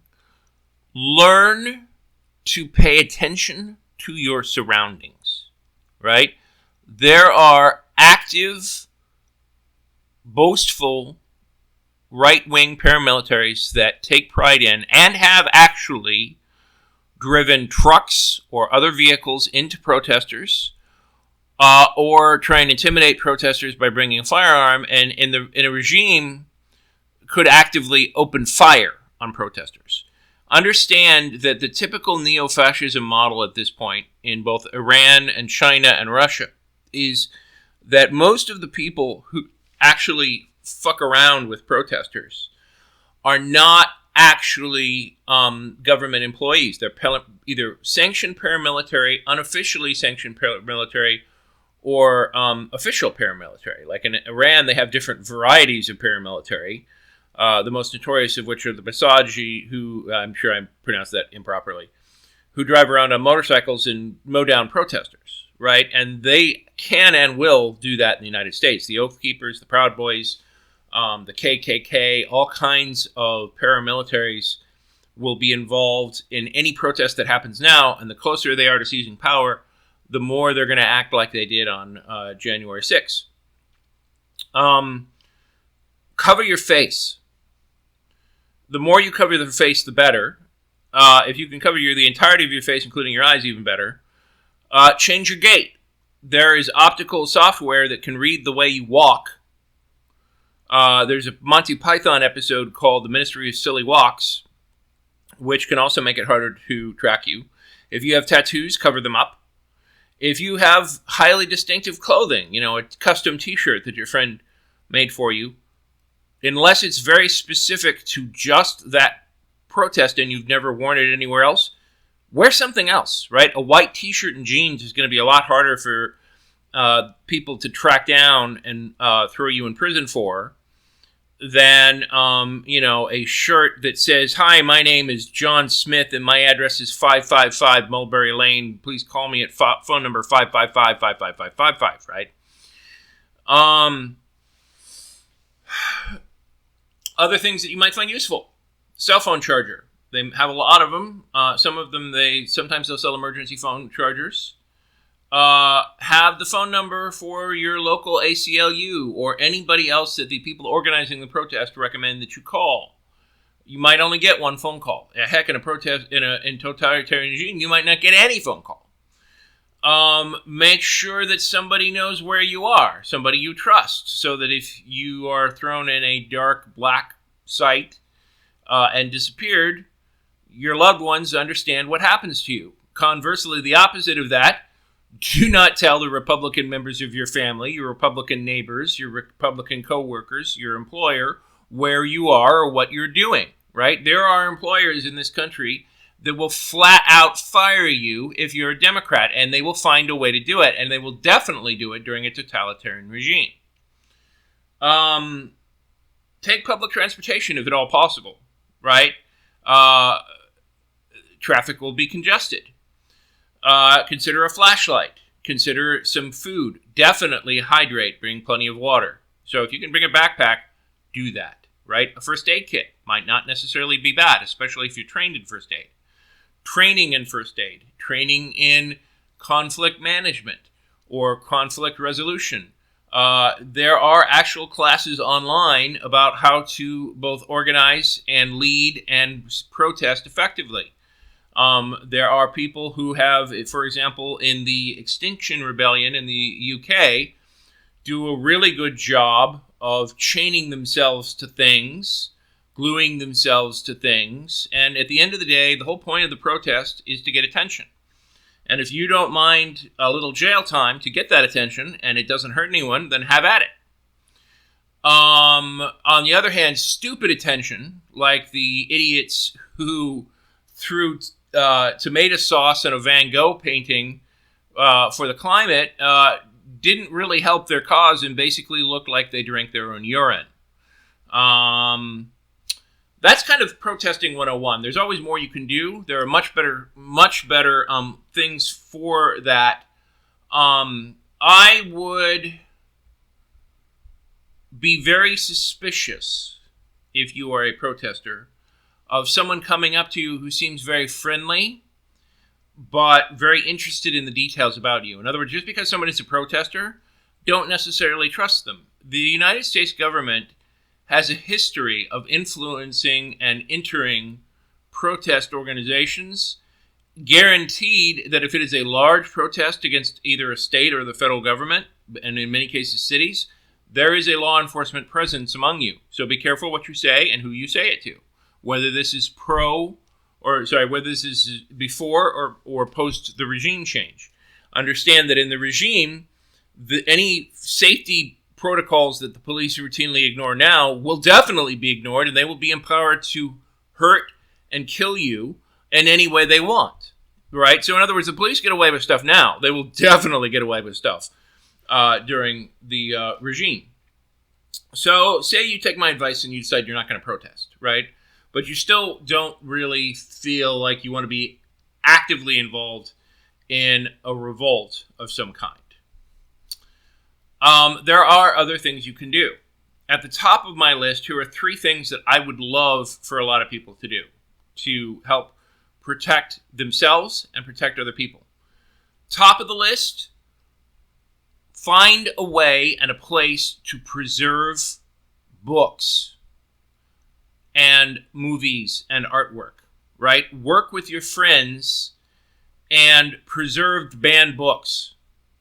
Make sure that these places are not places that your conservative friends and family know about. Because one of the things that the Republicans are already doing are banning books. And during the regime,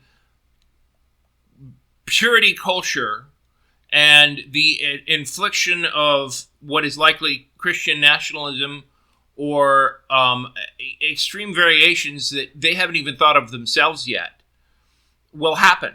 Books will be forbidden. Movies will be forbidden. Pieces of art that they find offensive will be forbidden. So finding places where these works can be preserved and wait out the regime is at the top of my list of things that I wish people would do. Right now, abortion is illegal in this country. Illegal in certain states. And there are already people talking about the equivalent of an underground railroad. I think that's a fabulous idea. I really wish that some of our friends in Silicon Valley who were not involved in crypto-fascism or ill-fated Ready Player One virtual reality things would create a decentralized app to allow people like women or refugees or asylum seekers or people that the regime is eventually going to have a problem with to do the equivalent of Uber and get a ride and then have some place that's the equivalent of where they can stay and where you can sign up for these things. Now, it's true that the FBI can and would infiltrate these things, but there are already, if you look at Uber and Lyft, they manage to circumvent local government with no problem. And even the regime is going to only have so much resources and so many people. And if enough people are involved in an underground railroad, it might work. That's not where I'm going to devote my energies, but I think that it could serve a lot of good. One piece of advice, if you are going to be involved in this, even if you're doing it by yourself. Again, do not ever mention anything about it or trust in any way, shape, or form any member of your family or your friends or your circle who even has the slightest leanings of conservative. Unless they renounce the Republican Party now, do not trust them. Do not trust them with anything that you are planning to do that they could later on report you, because they will get fiscal and social rewards for reporting you, and they can and will. No matter what you think their dynamic is with you, they will report you. You cannot trust them. Anybody right now who still calls themselves a Republican and has not completely and utterly renounced all things Trump, all things DeSantis, and all things basically 95% of the Republican Party is not someone you can or should trust. Now, am I telling you should not be friends with them? No, that's entirely up to you. I still have some friends that identify that way, but I certainly am not going to trust them with details about things that might put me or my family or my loved ones at risk. Don't go around boasting on TikTok that, hey, I have this new secret chamber underneath my garage that I can use to help shelter women, right? Trust me, they are watching and they are taking notes, and quietly there are lists being made even right now about people that they want to round up or harm or terrify or shoot as soon as they are able to. And for them, that's just the next time there's a Republican president. They probably won't even wait for the legal justification to be able to have their paramilitaries run. Another thing you should be aware of is that, 150 years ago, having, a hidden bat cave behind your house where you could hide people would cut it, right? But we live in an era of drones and the drug war, and people much richer and much smarter than you have made tunnels under the border to try and smuggle in drugs, and the FBI will have access to all of these tools. So the first thing you should be aware of is that the plans for your house are available online. And if you're going to take a room and make it a hidden room, you better do a really good job of it. And one thing you should also be very aware of is the fact that thermal sensors can and are put on drones and cars, and that they can look into your house and see heat signature. So if you're going to make a hidden room for refugees, not only do you want it climate controlled so that they can be comfortable, but you need to, if at all possible, get your hands on a thermal sensor and see if it lights up like a Christmas tree, and they're going to see way too many bodies in a room that doesn't belong there, right? There will be mobile police vans roaming around. For all I know, there probably already are. The other thing you should remember is that the technology available to law enforcement comes from Army surplus and military surplus, which is sold to cops at a premium rate. So, for example, they have access to drones, they have access to assault rifles, et cetera, but the drones in particular you really need to watch out for, because they're going to be very useful to the surveillance state. They're going to include shotgun microphones that can listen in on your house and hear what you say. Any electronic assistant that you have, like Siri or a Google Nest or Alexa, and I'm sure all of these companies would say that they will only use them for lawful purposes, but I mean, Amazon already gives tons of Ring information to the cops gleefully for free, right? So you should understand that anything you say in your house that is even remotely critical of the regime can and will be used against you. Oh, and by the way, we live in the Internet of Things, so your computer, your television, your refrigerator can and will be used to gather information on you. China certainly does it. Now, does that mean that you can't still bypass these things? Absolutely, but you need to understand everything you own and everything that you're going to potentially do to help people out. I do think that an underground railroad will be absolutely vital for any kind of passive or active resistance to a totalitarian regime.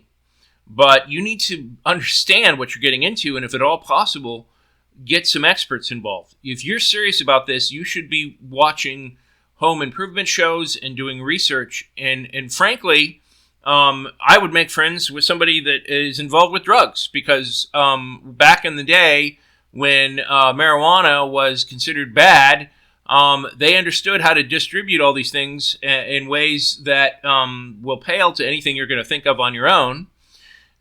Speaking of which, that brings me to the third thing, which is mindset.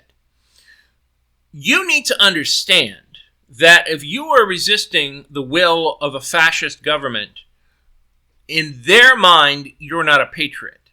In their mind, you're not a resistor or a revolutionary. You're a terrorist and a criminal.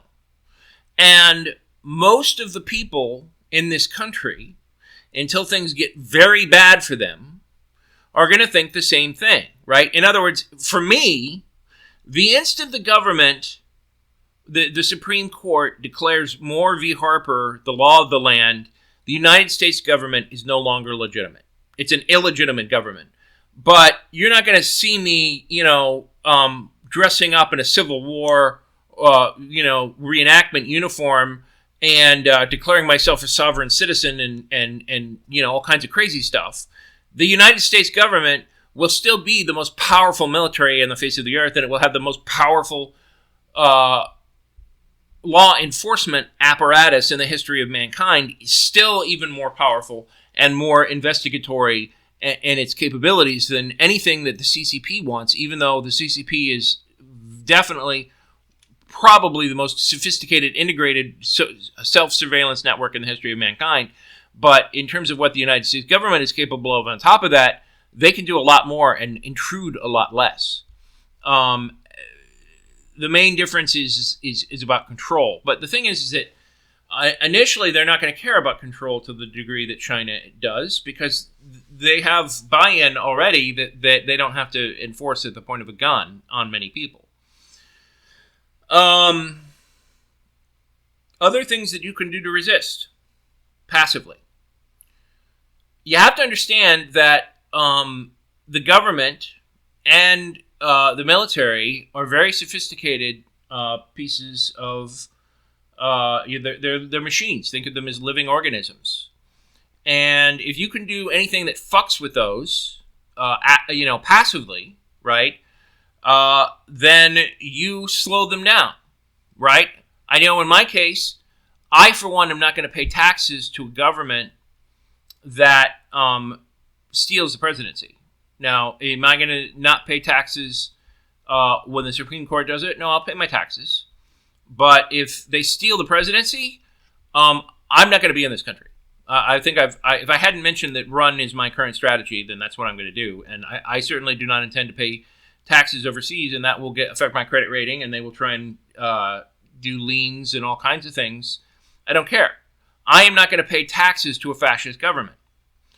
And right now, the IRS does not have the manpower, if everybody decided they're going to stop paying their taxes, to do anything about it. Now, you can make the argument that they're automatically withheld, and they will be. Sure, well, change your tax filing status to withhold as little as possible. And then when it comes to file your taxes, consider not filing them. Student loans are already dubious enough as it is. Do you want to pay your student loans to a government that's going to use the payments for those loans to buy tanks and bombs to kill its own people? Any form of tax whatsoever for a red state should be avoided. And just to be clear, I'm not saying don't pay your taxes. As far as I'm concerned, taxes are the cost of civilization. Taxes are not theft. But any money you give a totalitarian fascist regime is money that they're going to use to hurt other people.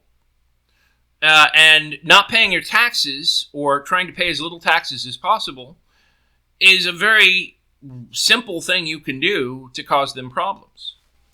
So let's talk about employment. Right? Specifically speaking, the kinds of things that you can do in your job, or a job that you could get.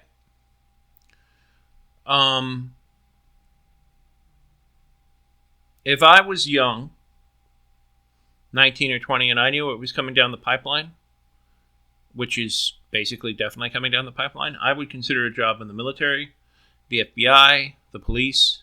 I would get it in a major city. And I would probably, much to my disgust and shame, make myself look like a Republican. And the reason for that is that if I am in a place where they think I'm one of their own, and I can cause them problems, so much the better. Now, I want to make anyone listening to this immediately aware that there are consequences for these actions, right? People in countries with repressive regimes, Iran, Russia, China, etc., risk their lives to do these kinds of things, right? There are consequences for standing up to a totalitarian regime. And the thing you have to understand about an American right-wing fascist regime is they're not just going to be brutal, they're going to be cruel, right? That's the point. That's kind of the current Republican ideology. So they're not just going to hurt you, they're going to hurt your family members. So whatever you do, make sure you understand that there will be consequences for that. Now, having said that, right, if you have a critical government job in a fascist regime, you can help the cause by doing your job just badly enough that they don't fire you, but you make things less efficient, right? things that are supposed to go to one place go to another place. There are a million ways to do this I can't even imagine.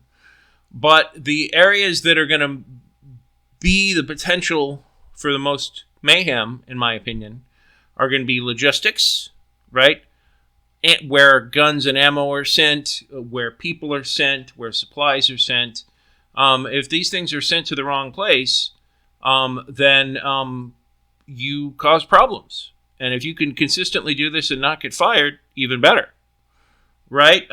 Active law enforcement, of course, has tremendous power, but I'm not 100% sure that I'm going to recommend to anyone to be an active duty frontline police officer or frontline detective or frontline special agent, simply because of the fact that aside from the very thorough vetting that especially federal agents get, in a fascist regime, you're going to be asked to do things that, well, will make you uncomfortable.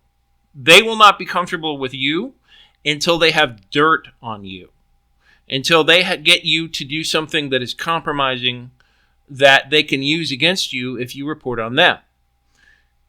This is done now, and if it's done now, there's absolutely no reason to believe that it won't continue to be done by the regime. I think that I can't advocate for anybody to do that. However, if you are young and willing to do anything and see things ahead of time, then understand that you could be invaluable for any kind of resistance or revolution or, frankly, espionage by free countries to try and help the United States like Europe. But understand that you will constantly be surrounded by people that want to report you, want to hurt you, will hurt you, and be looking for any sign of disloyalty whatsoever. Doing something like that entirely on your own is really difficult, right? It sounds like a good idea, but, let's say you joined the FBI today in hopes of reporting a fascist regime, right? What happens if the Republicans don't win the White House until 2028? So you've joined a career and an agency that, you think you're enjoying things and you let your guard down, and then 6 years later, the regime comes on board and you might have told people your actual political affiliations. So it's a lot harder to infiltrate the Republican Party or conspiracies. Hell, the other irony is it's entirely possible, albeit not probable, that the Democrats in 2024 will finally get their head out of their ass and clean house in the Secret Service, the Department of Homeland Security, and the FBI. I'm not holding my breath on that, but if you go around pretending to be a Republican fascist in order to get in good with these people, and then there's a purge in the government of fascism, then you're kind of defeating the point. So your mileage may vary on that. Another thing that anyone can do that needs to be done is gather evidence. In Ukraine right now, there are people behind enemy lines. And I'm sorry, yes, Russia is definitely our enemy. They're the enemy of the entire free world and have been for a number of decades. Basically, they can... what you can do is record, get paperwork, witness, write down what you witness, so that if a legitimate government ever takes over again, we can hold people accountable. Like, if you're just a regular citizen trying to hide, but you see things, keep notes, keep records, keep those notes and records very well hidden. But the Nuremberg trials did not happen by themselves, and United States is not Germany. We do keep records, and the Republicans are notorious for, disclosing the nasty stuff that they want to do. The fact of the matter is that I don't think they're going to be quite as fastidious about record keeping as the Germans were in World War II. But that doesn't stop people from telling their stories, recording their stories, and especially if you can videotape it, and especially if you can keep it secret, you will help bring down the regime, or rather help hold accountable those in the regime that cooperated with it and did things that were crimes against humanity and crimes against decency. I want you to consider the lifestyle of someone deliberately being obnoxious. It's a hobby I have. Sometimes I like to annoy people. It's a character flaw and an extremely useful skill in the right circumstances. And over the years, I've learned to try and only do it at the right times. And your mileage may vary as to what the right time may be. But I want you to consider this. From the perspective of moral authority, once they overturn the state constitutions of purple states and allow corrupt GOP state legislatures to bypass elections and choose electors in the Electoral College to choose a Republican president, the Republican Party loses even the tiny shreds of legitimacy that they have left. The instant the Supreme Court does that, the legitimacy of the 1789 Constitution is gone. It is snuffed. Now, does that mean that all of a sudden the light of heaven is going to shine down and Chuck Norris and Elvis and JFK will come back and anoint the one true king of the United States, and suddenly our democracy will happen because the Constitution is hanging by a thread and someone will come in on a white horse and save it? No, it does not mean jack or shit as far as real power is concerned. The United States military is still going to recognize Joe Biden as the President of the United States until the Constitution says that the new president is to be chosen by the undemocratic Electoral College. And because the Supreme Court is constitutional, and because since Marbury versus Madison, we've recognized that the Supreme Court has the ability to interpret the court, and Joe Biden is unlikely to try and fight that with the military, then the odds of a constitutionally, albeit totally illegitimate president is going to be in place, right? And I'm going to be talking about what more active measures might be if you choose to go that route. But it's a long haul, let me tell you. But that's not what this episode is about. This episode is about passive resistance. This episode is about what you can do to disrupt an illegitimate regime short of killing somebody, right? Or short of violent acts. And my point is, I want you to consider every bad idea you've ever had, even if it's illegal, that does not involve harming another person directly, right? If you've ever looked at, at work and said, gee, if somebody did X, Y, and Z, that would be bad, right? Or, it would be a real shame if we had, 4 Democratic trucks drive down rush hour in this red city at the worst time for a week in a row, just like they did with those truckers, right?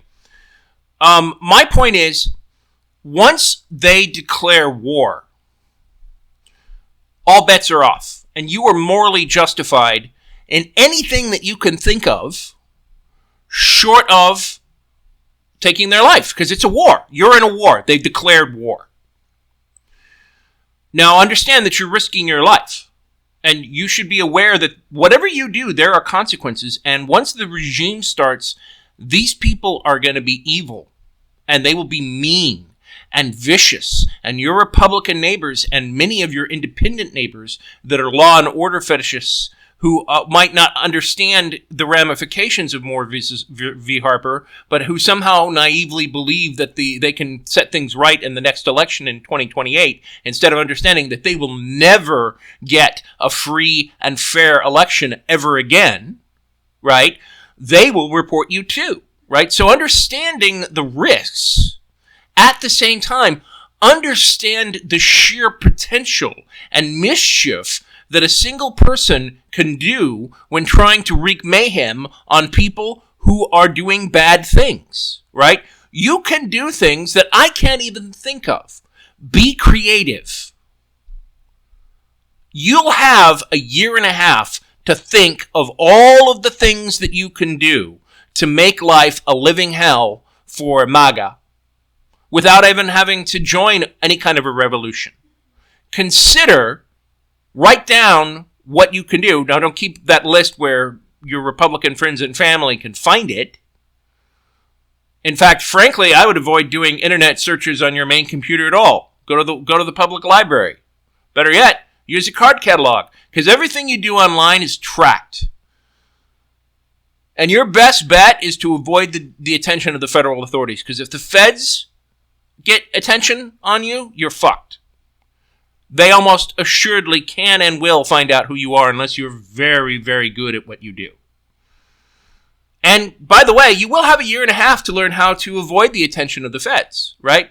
Whatever skills you think you can pick up to passively cause mayhem, to passively, benevolently slow down the war machine of the American Reich that will come from a DeSantis or a Trump presidency, do it.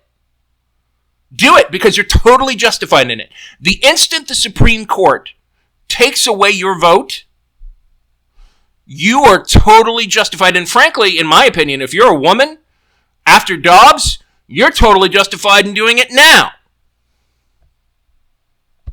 Welcome to the Tossing Grenades at Windmills podcast. I'm Rhombus Tix, and this is the fifth and final episode in a 5-episode series called Before the Coup. Before this, I've spoken about why I think a coup is coming and given practical advice on how to run, how to hide, and how to passively resist. Today is, in some ways, the most fun and the most terrible episode, which is how to actively resist.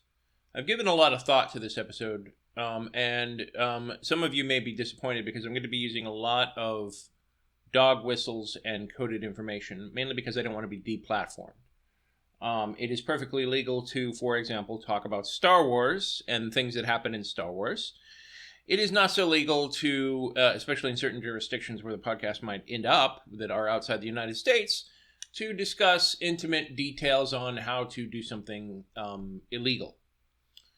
I'm going to start with what I consider to be the most important information first and try and get to more and more esoteric matters as time goes on. I believe that 3 sources you may find useful for, writing about revolution would include an anarchist cookbook, which you probably heard of before, 101 Deadly Skills, and oddly enough, you might not have heard of this or thought about it. There is a show called Burn Notice, which has what, based on my limited research so far, has proven to be pretty well researched, probably with an actual consultant, spy wisdom. There are some websites that aggregate all of these things in text that will give you surprisingly useful information if you're going to say, be a spy.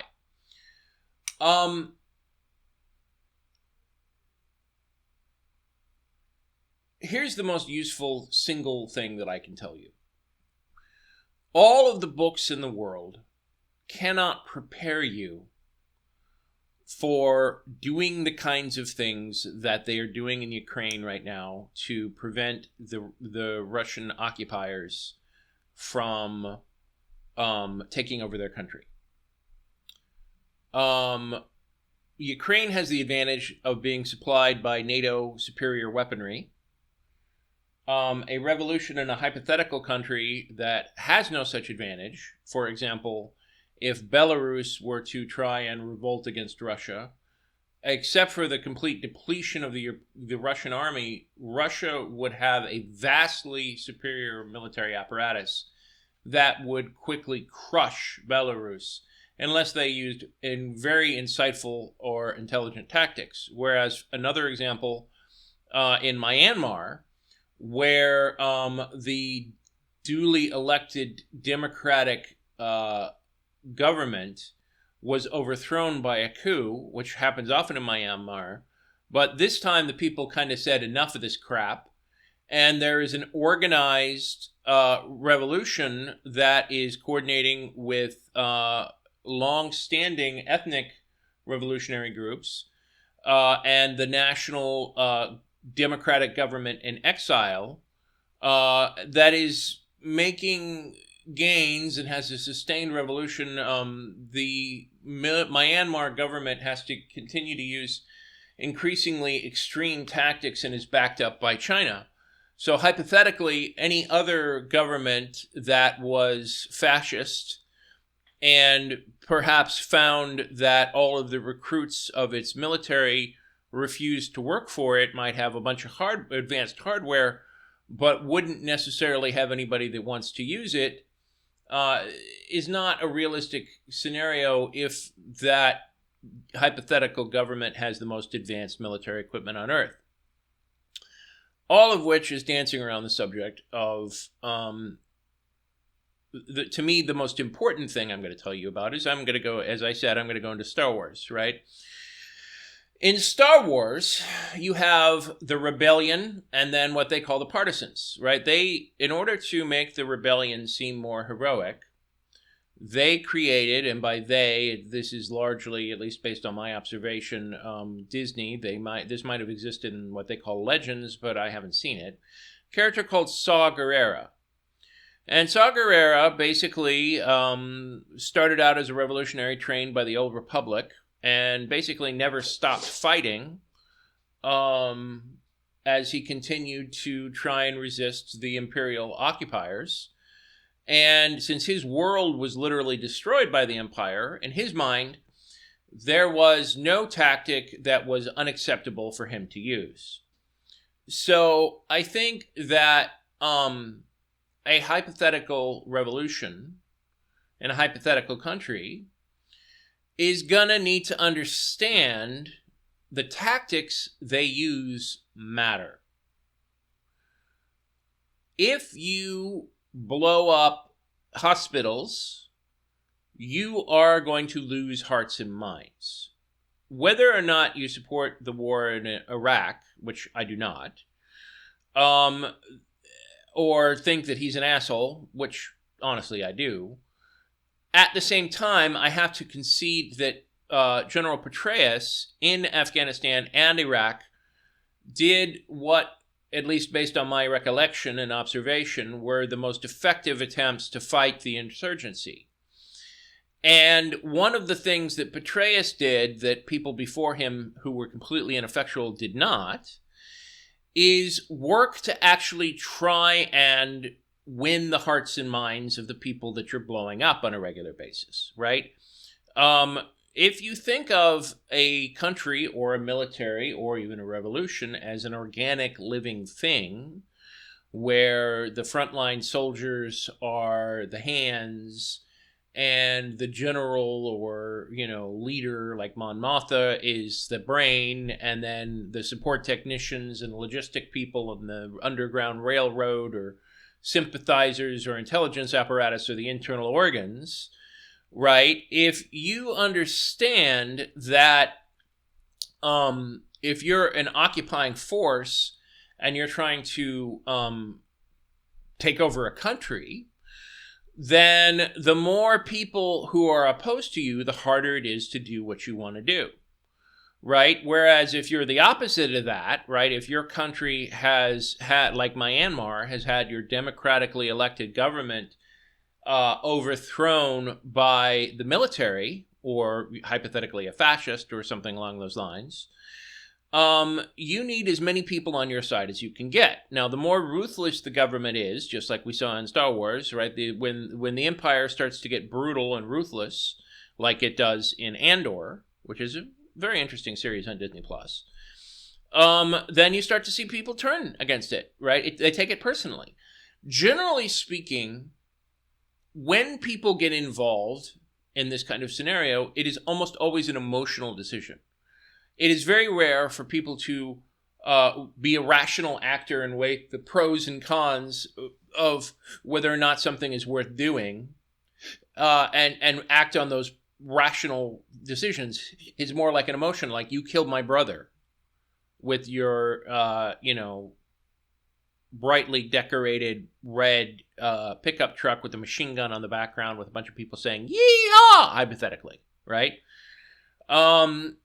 But if you are a hypothetical revolution trying to stop a fascist regime, if you adopt the same tactics as the very people that you're trying to fight, people, you're already going to have to deal with the both sides of the same people, right? In the United States of America in the Revolutionary War, the population, surprisingly enough, very largely fell between about a third of the people of Tories who supported the British. Like, the British would not have been able to enact their attempt to engage in the Revolutionary War if they didn't have some local support. And about a third of the population thought still staying with England and King George III was a swell idea. About a third of the population supported the Congressional Congress, and about a third of the population was pretty much indifferent, except in certain instances where the British pushed things too far, like in the case of the Siege of New York, for example, which very much strengthened the revolutionary cause. So, in a hypothetical fascist regime that takes over a hypothetical country, it largely depends on how nasty they are. I can tell you that certain politicians with a reputation for being nasty as possible and deliberately scoring points with their base by doing nasty things will definitely be going out of their way to be as cruel and vicious as possible in their regime. It's a feature, not a bug. I think the next thing that you need to consider if you're going to be actively doing something like this is, who do you work for? Who is your boss? And I go into some details about this in After the Coup. And that episode was largely entirely meant to discourage you from ever doing the kinds of things I'm giving you practical advice on now. The fact of the matter is, of the 4 options I'm giving practical advice on, this is the most difficult path. I'm not taking it because I don't trust myself. I would never trust myself not to go in the direction of Saw Gerrera. I just don't. I would never trust myself in a situation like that. But hypothetical person in hypothetical scenario, if you're hypothetically planning on doing something hypothetically after January 2025, if the hypothetical Congress decides to hypothetically bow to a hypothetically fascist Supreme Court, then, as I said in the first episode of the podcast, that would be a declaration of war. And in a declaration of war, it is the duty of every prisoner to resist, or the duty of every patriot to do everything they can to restore a democratic form of government. But how you do that depends on who you are. But if you're going to do that, you need to understand certain things, right? In the rebellion, right, if you're going to pick up a blaster, more than one Star Wars episode, and whether it's Clone Wars or Star Wars or, the Ewoks adventure, shows the price you pay for picking up a blaster and shooting it at another human being, right? There's a reason that soldiers go through basic training. There's a reason that they engage in this situation where it is there's a biological mechanism built into you that will sicken and nauseate you if you take the life of another human being. There are exceptions to this. They're called sociopaths. Not every sociopath becomes a serial killer, but almost all serial killers are sociopaths. It's called empathy. And it's not just something that you have because you were raised by nice parents. There's a biological imperative inside of you that causes you to, at least on some level, feel pain and the worth of your fellow human beings. There's a good reason for that. The other thing you should be aware of is, how many action movies have you seen where some noob picks up a firearm and points it at somebody and decides that, for whatever reason, good or bad, they should pull the trigger. Oops, the safety's still on. If you feel the need, whether it is for self-defense or other highly illegal reasons, to pick up a firearm, I cannot recommend enough that you learn how to use one. In fact, despite the fact that I am very much in favor of gun control and decent background checks, I do believe that if you have a situation where you're going to be threatened by violent psychopaths, hypothetically driving a hypothetical truck with a hypothetical flag with certain letters that begin with T on it, that have a design to kill you, you have a right to defend yourself. And let me tell you right now, citizen, that if you wait until January of 2025 to hypothetically do something to hypothetically defend yourself, it's going to be too late. Because by then, all of the gun stores will have checks to see that you're the right kind of person, despite all the calls they think about how, everyone should own a firearm. Trust me, when they seize power, they're going to change their tune real fast so that only the right kind of people have guns. In fact, eventually, even the people that think it's their birthright to have a gun and support a certain political faction because they supposedly support guns will be shocked to discover that a fascist regime has no interest in allowing them to retain their firearms. Unless you are actually employed by the government in a paramilitary fashion, there will be no middle ground, right? If you either work for the regime or you are not going to be permitted to have a firearm. However, there's definitely going to be a lot of chaos. And if somebody comes knocking on your door to ask if you're a liberal or you're LGBT or you ever worked for a Democratic congressman or you ever worked for Pfizer or you ever did anything like distribute a vaccine and they thought they saw you at CVS giving vaccines and vaccines are evil, you might consider having a means to defend yourself and your loved ones. However, I will bow to some of the anti-gun advocates screaming into the podcast that are still listening at this point. If you have children in your house, I cannot urge enough that you get something called the gun safe, which is this nice little metal box that keeps little hands and little minds and little eyes from, doing the worst possible thing to themselves.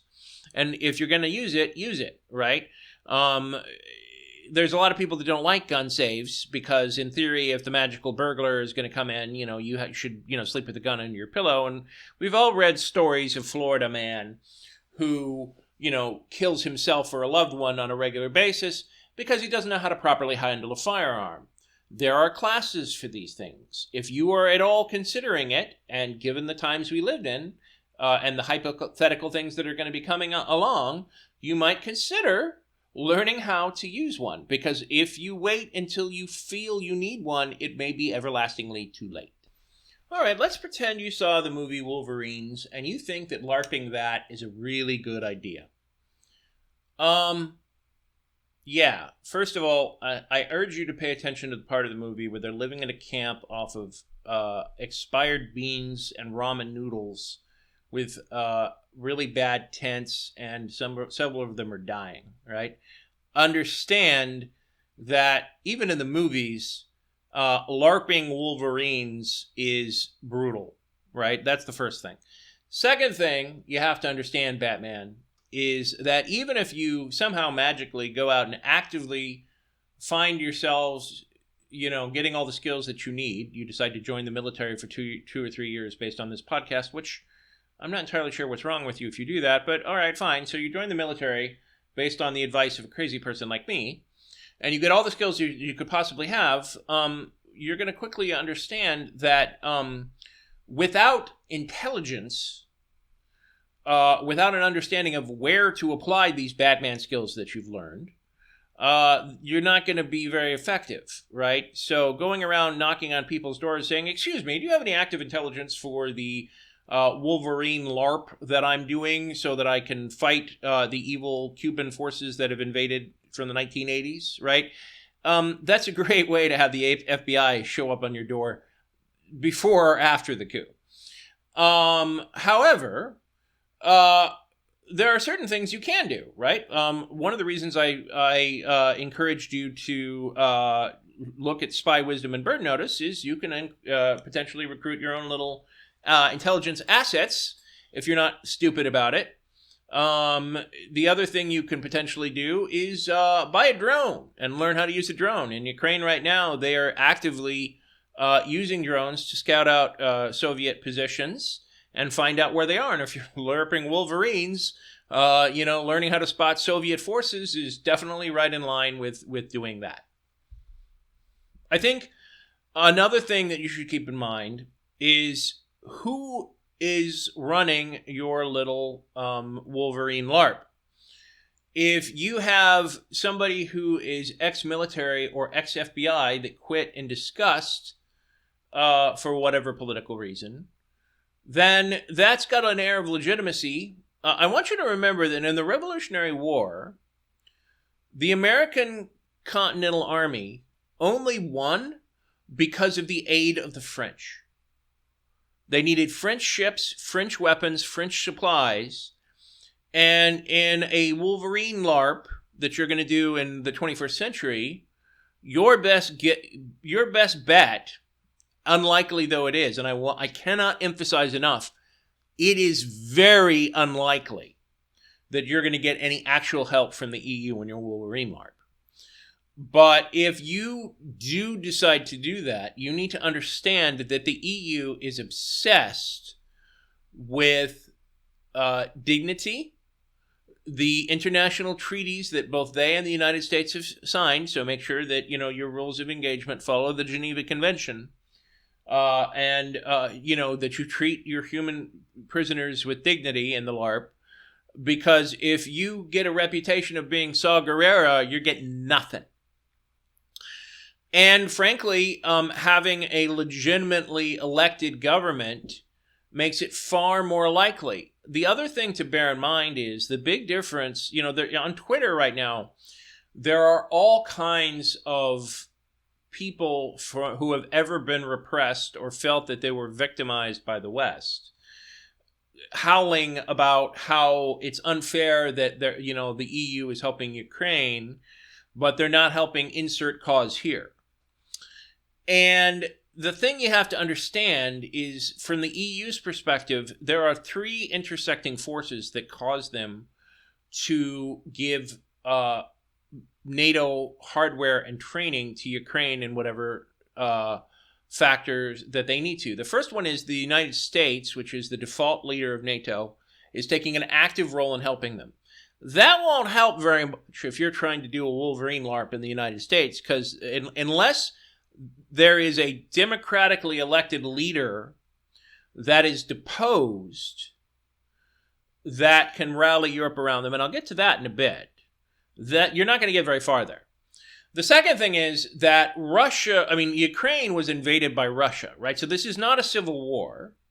Europe, by and large, does not provide weapons to one side or the other, no matter how much one side is better than the other, right? Nobody is giving, no matter how justified the democratic government of Myanmar is in fighting its own military, and they are, despite the horrible things that the democratic government of Myanmar did to the Rohingya, nobody is giving them weapons, right? There's some talk of sanctions, and they keep talking about doing something, but Europe is dithering, and Europe is very, very, very good at doing nothing as a default.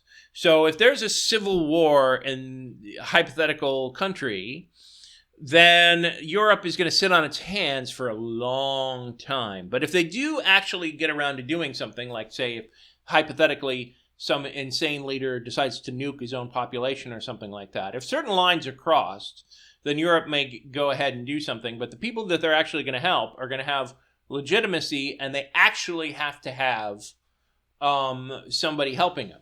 Or they actually have to have somebody who is somebody, as far as Europe is concerned. Somebody with the skills and legitimacy. Legitimacy is a very big thing in the EU. And if you don't have it, you're not going to get much help from them. And last but not least, the other reason is there's a self-interest, right? Ukraine is right there, and Russia is messing with all of them. They've had nasty espionage and economic sabotage from Russia for a long time. So if the United States is going out of its way to fuck with Europe, which it could be, then Europe is potentially going to help. But if they play it smart and they basically, internationally keep the treaties that we signed and don't withdraw from NATO, which I wouldn't hold my breath on, then Europe is not going to do anything. But my point is, don't count on help.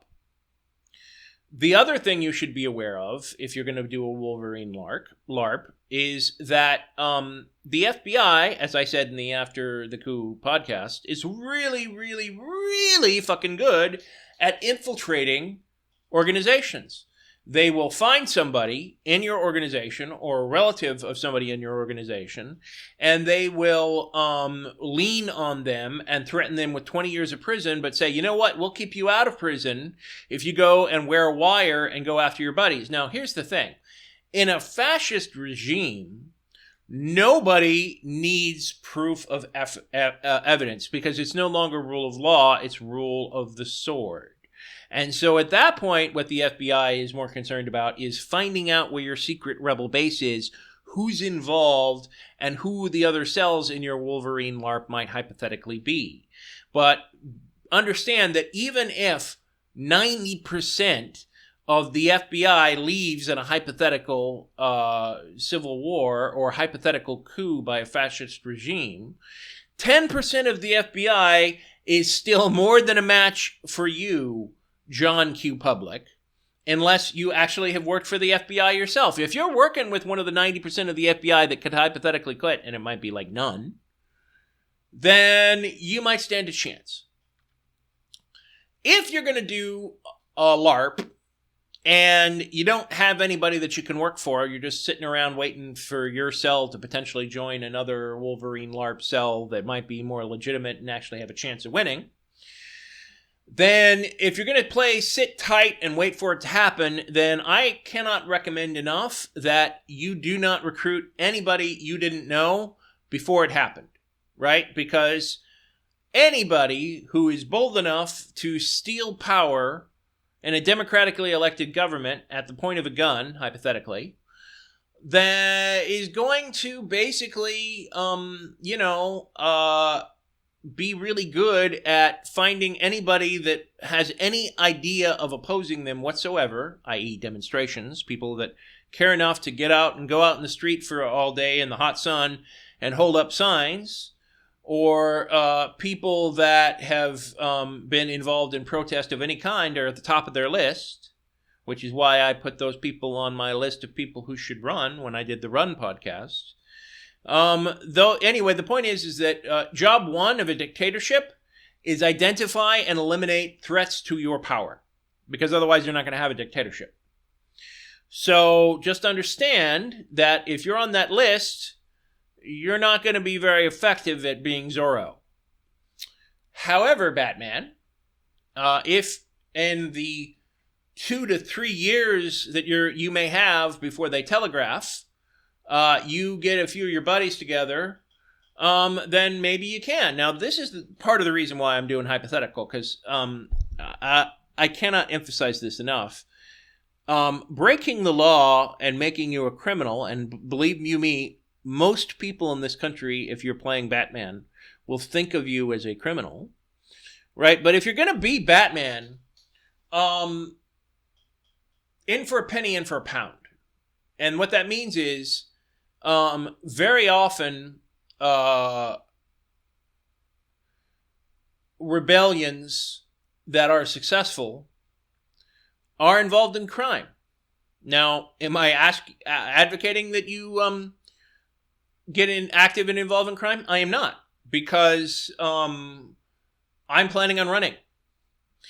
And even if I was staying, I would find your chances of succeeding Batman to be very unlikely. But if you're going to be Batman, right, you're going to need money. Revolutions start and fail as LARPs with money, right? In Andor, there's a reason that, spoiler alert, I can't believe you'd be listening this far and care about that, but spoiler alert, in Andor, if you are starting a revolution, you need money. So that's what you need with the heist. By the way, statute of limitations on a bank robbery is never. There is no statute of limitations. The FBI will chase you down until you are 95 years old and drag you out of your retirement home and put you up on trial. But if you're going to be buying Nerf guns, or you're going to be buying drones, or you're going to be buying, clay with little metal wires in it from construction companies, plasticine Play-Doh, for your LARP, then you're going to need money. You're also going to need to understand how the black market works. So Batman, by the way, the real Batman in the comics does get things from the black market all the time. For supposed champion of law and order, he doesn't pay taxes or declare to the government any of his neat little toys. And if the government hypothetically found out about all of these things, he would be shut down. In fact, in several of the comics, Amanda Waller, who is the head of the Suicide Task Force X to hunt down Batman, will threaten him routinely with, federal legislation because, not telling the government about certain things that you do or own is a crime unto itself. Lying to the government, especially special agents like the FBI, is almost always a crime unto itself. But if you're going to do this kind of thing, right, you need to understand that it is an applied skill. It is not something you can read about in a book. It is not something that you can get around and just do on a LARP or on a whim. You need to practice these skills, and you need to practice it for a while, because the 100-hour rule is a little bit sharper for skills that involve actively going around and doing active things. And the reason I bring up crime is because the ethnic minorities that have aligned with the civilian government in Myanmar do savory things like kidnapping, blood diamond mining, extortion, protection schemes. You see where I'm going with this, right? My point is that if you're trying to Batman a legitimate or at least internationally recognized government, whether or not it was elected, you're going to have no help, and they have more money, they have more Nerf guns, they have more people who are better trained. So you are attempting to do something called asymmetrical LARPing. And what that means is you are small, they are big, you are trying to be a mosquito and find the chinks in their armor that will slow them down. And here's the thing.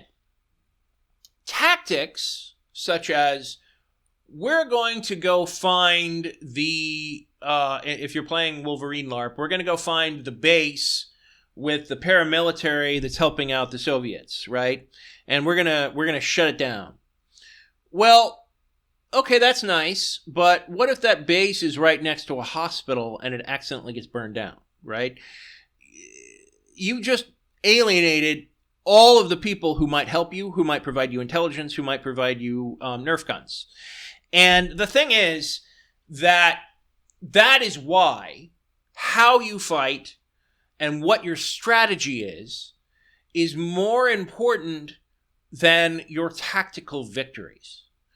Because if you are not trying, you need a strategy. And the most common strategy for revolutions is one of two things. It's either keep going until we get an inspirational victory that makes the majority of the population side with us, and there's suddenly mass demonstrations in the streets like what's happening in Iran.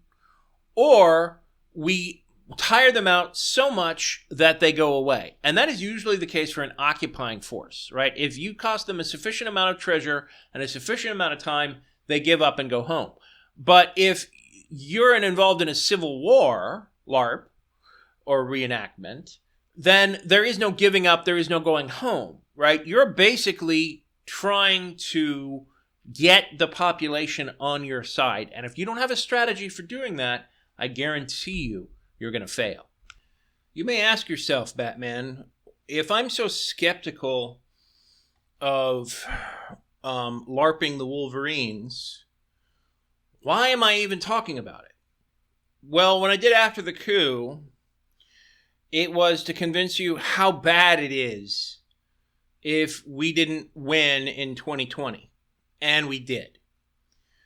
The thing is, Batman, and I use that term affectionately, even if anybody who does this is insane. sometimes you have no choice. Iran has been under the thumb of a fascist, theocratic republic that is an oppressive regime since 1979. That is over 2 generations of people who have grown up with no hope of democracy, with no hope of freedom, where they can't even choose what they wear without being told by the state what to do. And any regime in the United States that is based off of the teachings of the family or the Federalist Society or Christian nationalists will not be kind to anybody that doesn't think, act, dress, look, or speak like them. And so sometimes, no matter how unsavory the options, you have to do what you have to do. And I could not, in good conscience, create a series like this without addressing the possibility that some people might feel that they have to do this. I cannot emphasize enough that you are pushing a rock up a hill if you do this, Batman. People will not want you. People will not be kind to you. History books, if you do win against all odds, might build statues of you and call you the founding fathers of the new nation. But until 20 years after you die, there will be a significant chunk of the population around the world that will call you terrorists or criminals or monsters or madmen or whatever else may be going on. And because a chain is only as strong as its weakest link, before you blow up, insert stupid thing here, you should think about how it's going to be perceived in a world where the revolution will be televised on live 24/7 news coverage, which half of which is slanted towards fascism and lies of every description. Speaking of which, Comrade Batman, if you don't have a method of communication that cannot immediately identify who you are, that allows you for rapid responses to the unending stream of lies, even if you commit an action that you think is perfectly benign, and everyone who is physically present at that, like say you're rescuing a school bus full of children that are about to be sent to a death camp, Batman, the fact of the matter is that this can be spun by Fox News and the tools of the regime to make you look like a war criminal. So if you don't have the ability to counter narrative, don't even bother. Because every action you take, no matter how successful and no matter how well planned, will fail.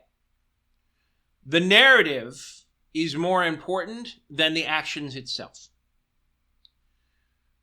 I could go on and on about this, about who to follow, how to follow, but the fact of the matter is there are much better sources than I am out there. The only thing I can tell you is this is not something you can do overnight. Speaking of the actual Batman, right? He had unlimited time and unlimited resources, and he spent 10 years becoming Batman, right? And I get that this is the real world, and you don't have a scriptwriter that gives you a happy ending. But that's actually all the more reason why, if you're going to be stupid, be smart about how you're being stupid. If you fail to plan, you plan to fail. Having said all that, at the end of the day, my purpose for doing this series is the same as it was when I did after the coup, which is that if this scares you, if this disturbs you about the kinds of things that you're going to have to do to get by and to live, it should. Because if you don't vote, you are voting for whoever wins, no matter what you say and no matter what you do. if you throw away your vote meaninglessly in a non-ranked choice voting system, right? I'm all in favor of third parties. I'm all in favor of being able to vote for whoever you want, right? You have that right. But you also have the responsibility for how you exercise your right. I have free speech, but if I use my free speech to incite violence, I can be arrested. But if I use my vote for a third party that in my heart of hearts I know has no chance of winning in a close election, and a fascist ends up winning, or the non-fascists don't have enough of a majority to stop the fascists with federal legislation, then guess what, green or libertarian voter? No matter how much you protest to me, when the nice young men in Jack Black boots come to round you up for the death camp, they won't care about your arguments about how you have the right to vote how you want, because you won't have that right anymore, because they will have the power and you won't. So vote. Vote November 8th like your life depends on it, because it does.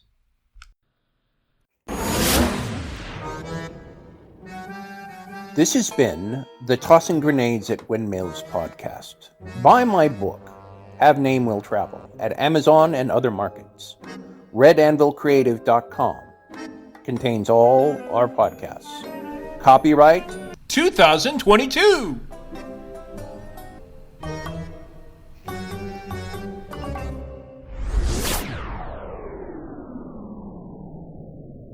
To fight the forces of evil!